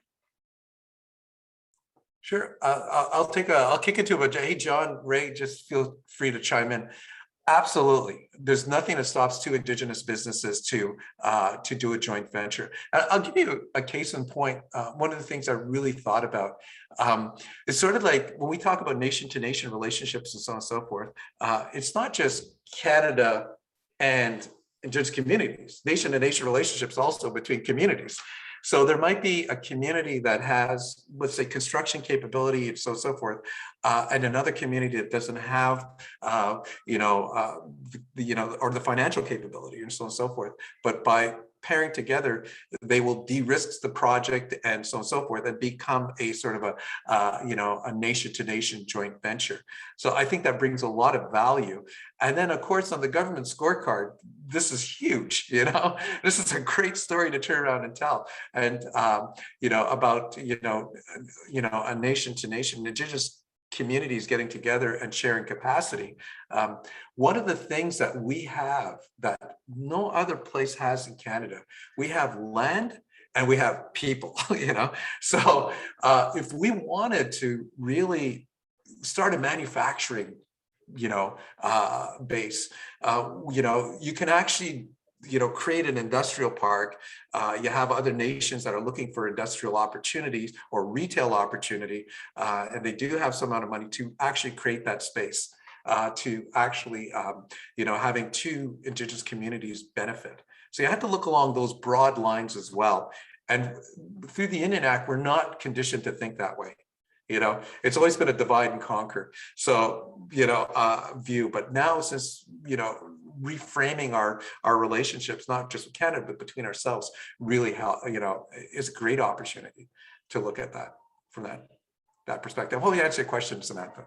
John, I don't know if you want to chime in on that. I fully agree, David. One of the things that we saw through some of the regional economic development plans that were done here on Vancouver Island was groups of even 12 nations coming together in one of their top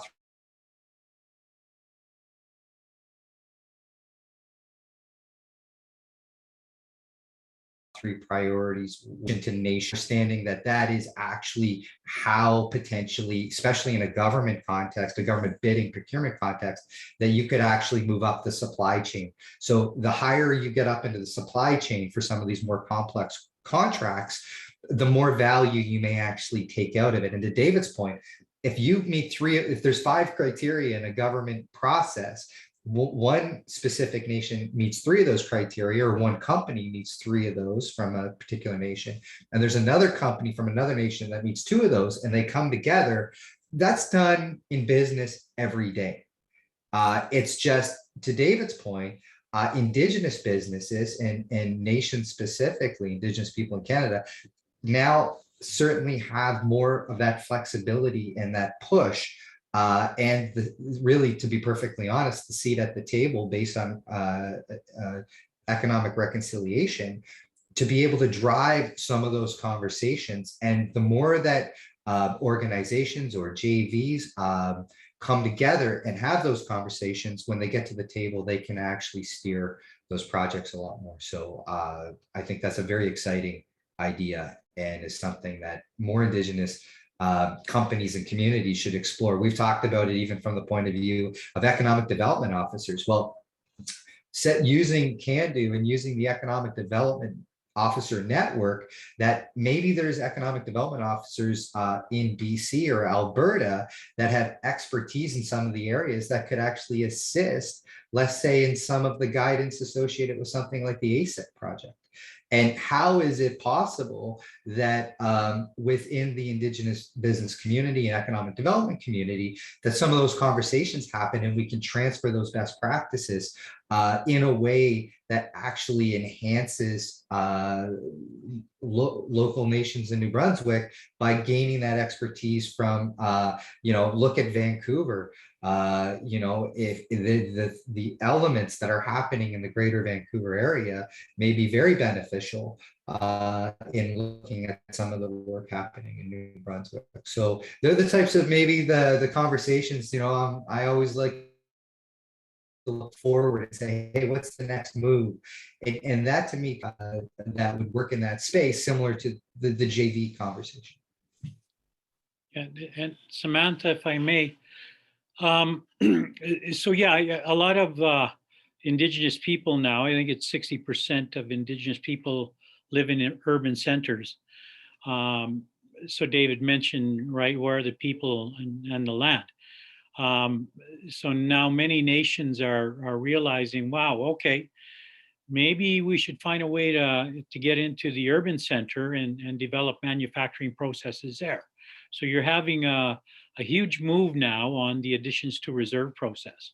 So the city of Saskatoon now, I think, has 5 areas, 5 urban Indigenous areas, some set up as industrial parks for manufacturing. So that's another approach that the nation can look at. I know there was some talk, I think a year or 2 ago, about a free trade zone in Cape Breton, like an Eskasoni and I think Membertou were involved, right, in trying to set up this free trade zone. But then further down the road, maybe add an additions to reserve process to that as well for the manufacturing process. So yeah, I think there are models out there. That's great. Thank you so much, everyone, for your input on that. I'm just going to open it up to see. I just want to add one last thought to this thing. Okay. And this is something I noted as I was going through the task force, where EDOs should really zero in on economic development organizations to reach out to, like, the manufacturing association. Like, for example, here in Montreal, we have Montreal Aero, which is the aerospace side of it. And of course, with the ITBs and so on and so forth. 50% of aerospace is done here in Montreal. And all of Canada. Okay, so 50%. We have Bombardier. We have all sorts of other, Bombardier, but Airbus now, and all sorts of things like that. And inside of that, they're sitting in Gahananega territory. So one of the things that we should be doing is talking to the associations and reconnecting with all the other manufacturings and leveraging that JV capacity to really, expand into manufacturing. I think Terry Goodtracks turned around and told me something significant, really stuck to me.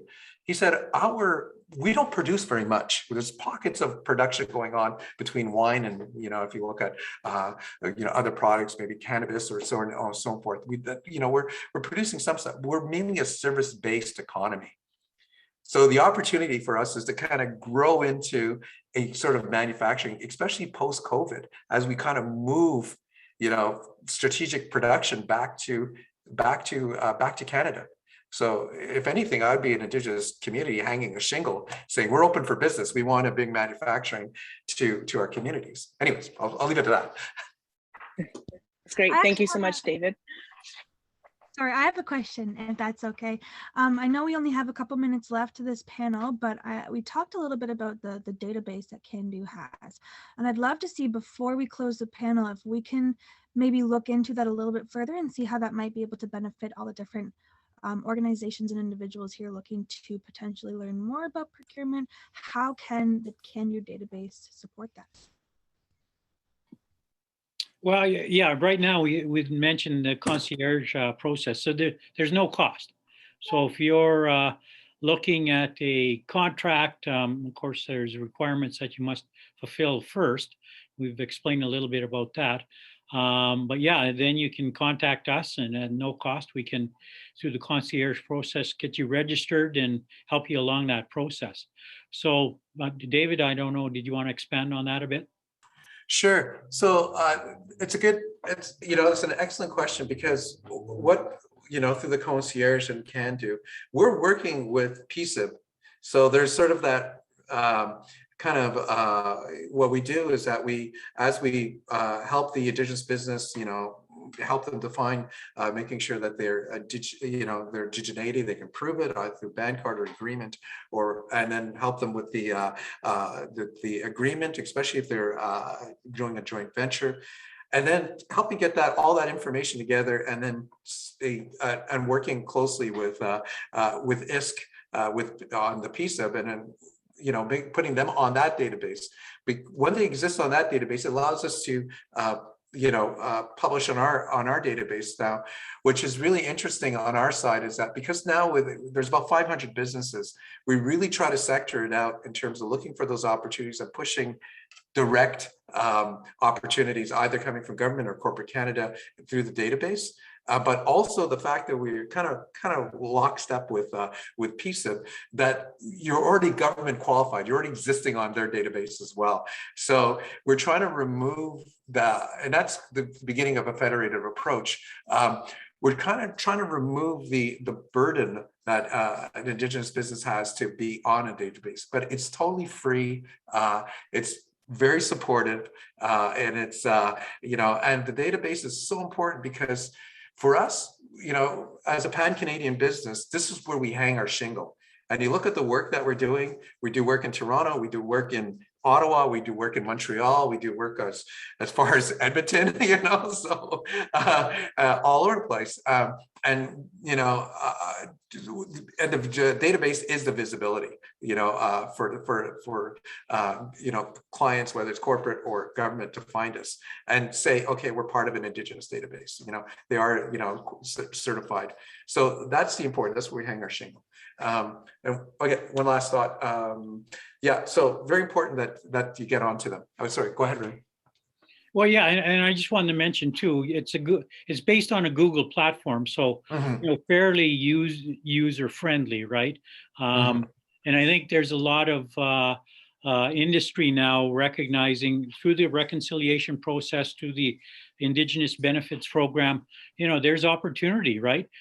But I think we want to mobilize things and identify skill sets, identify Indigenous contractors, so that depending on where the contract is, they can come to the database and say, hey, okay, well, there's maybe Red Seal welders that we need that are Indigenous, right? Because they got to fulfill that Indigenous benefits program as well. Yeah. And one last thought about being on the database and having a federated approach. What we focused in on is the file format, that kind of thing, because we wanted to be able to push out to as many back ends as possible for with SAP or other ones that are using they're using a database at the end of the day from their end, but they want to be able to have suppliers, being identified suppliers. So what we learned was, on a database, suppliers want to deal with really just one place, at the very end, but they want to be most visible. At the end of the day, buyers, they want to only work on their database, but they want to have as many suppliers. So having that federated approach, focusing on the technology being the enabler to get out there to different other databases, and then being able to have the buyer being able to get qualified suppliers and being able to identify capacity and capability, seemed to be the winning formula. But most importantly, the concierge was what it told us was that federated approach of using technology as an enabler, but having the organization support the supplier at a very localized level was very key in terms of when you look at databases, you look at concierge, and to drive opportunity. Because at the end of the day, that's what it's all about. It's about driving opportunity to the Indigenous supplier, whether you're one person or you're 150. So that's the way we're looking at it from that perspective. Absolutely. And great. Thank you so much for that. And I feel like we could really have another session just to talk about databases because there's so much information to learn. I appreciate that. So now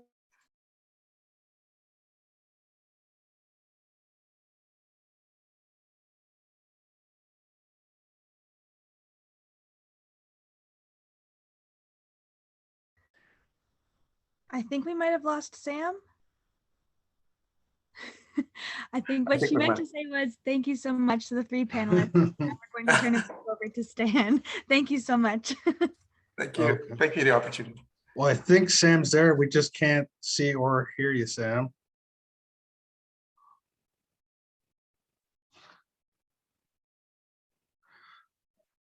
But yeah, I guess we'll just hopefully Sam will be able to join us again here shortly. But again, I would like to thank Ray, David, and John for joining us. I know I've had the pleasure of working with the three of you on this database, through Can-Do and through JEDI at the same time. So thanks again for presenting on all that, the great work that you guys have been doing. So before we move on, we are going to be having some breakout sessions here shortly, but we're going to take some time to name our second door prize winner. And our door prize winner, just let me pull up the name really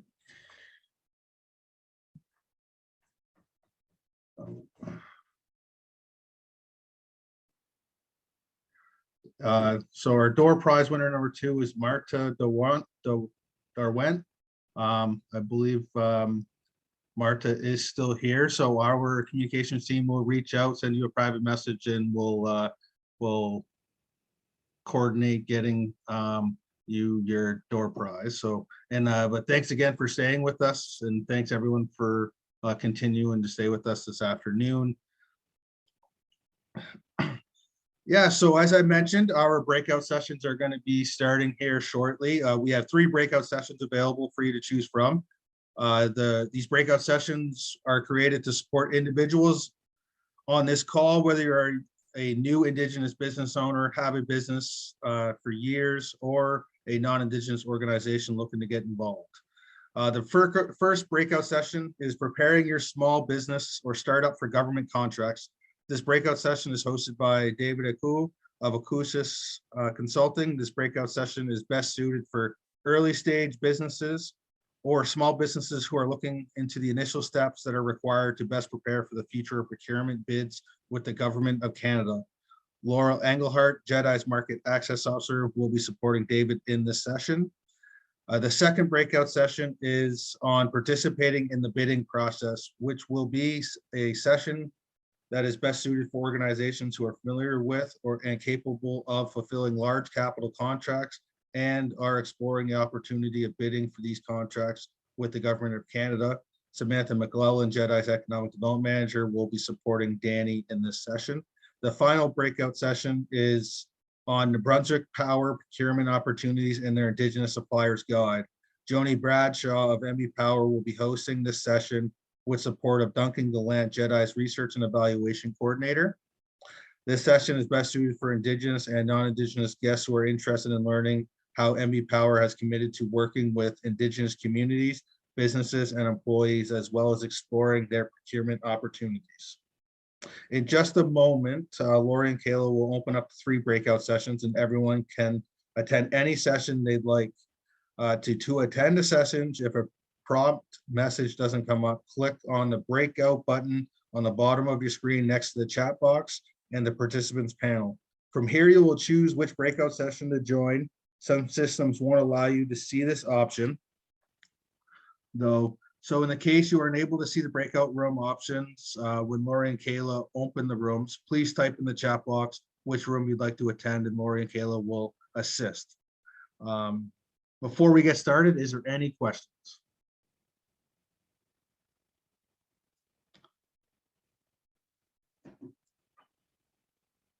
I'm not seeing any questions, so let's get the breakout sessions going and enjoy the sessions as well.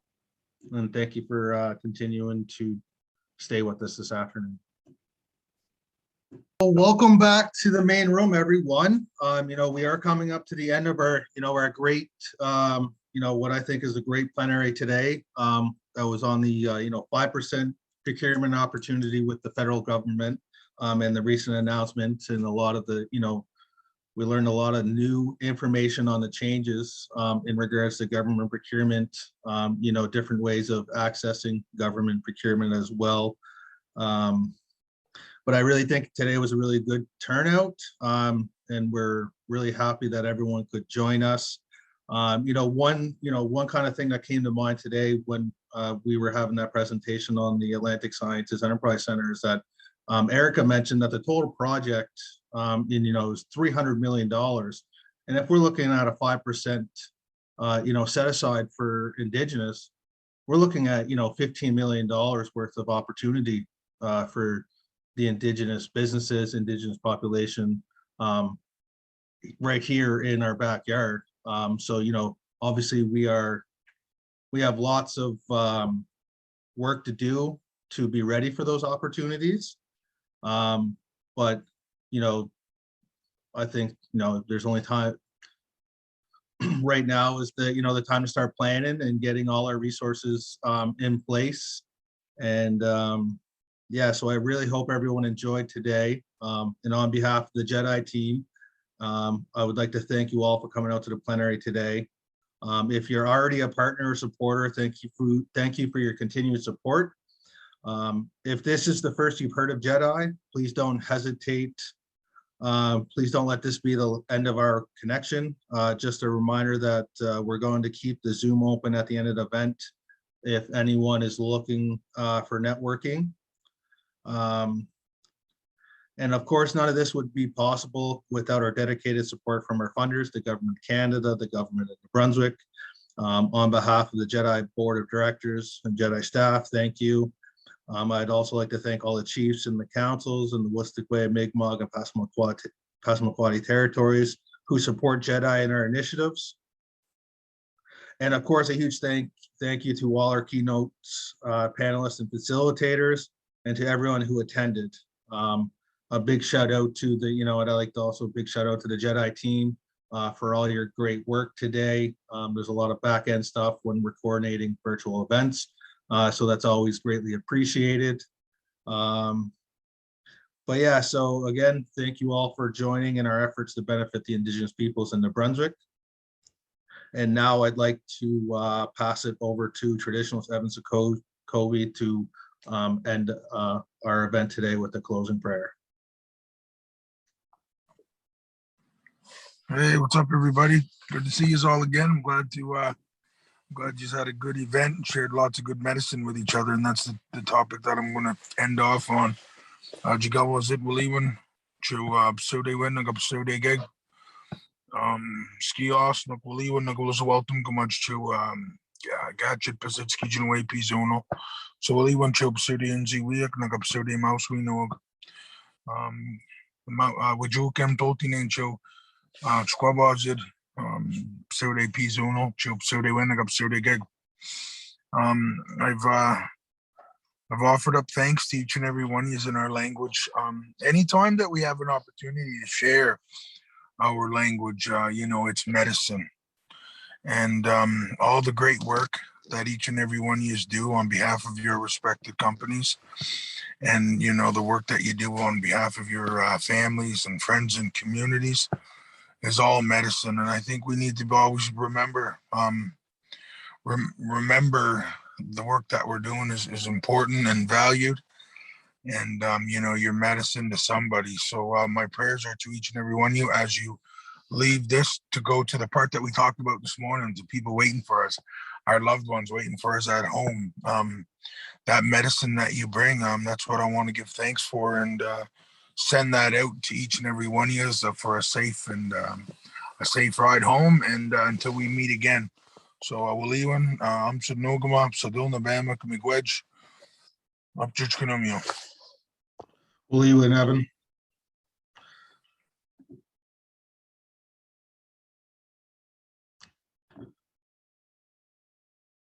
But yeah, so I get that ends our plenary event.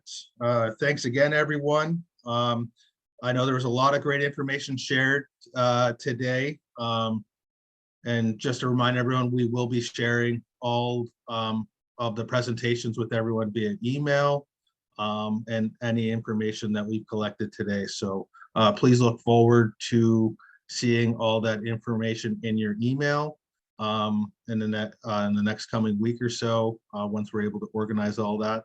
But yeah, if we don't get to connect with many of you, I hope everyone has a great rest of their week, great weekend, and hope you have a happy holiday season. And be safe, take care, and we'll see everyone soon.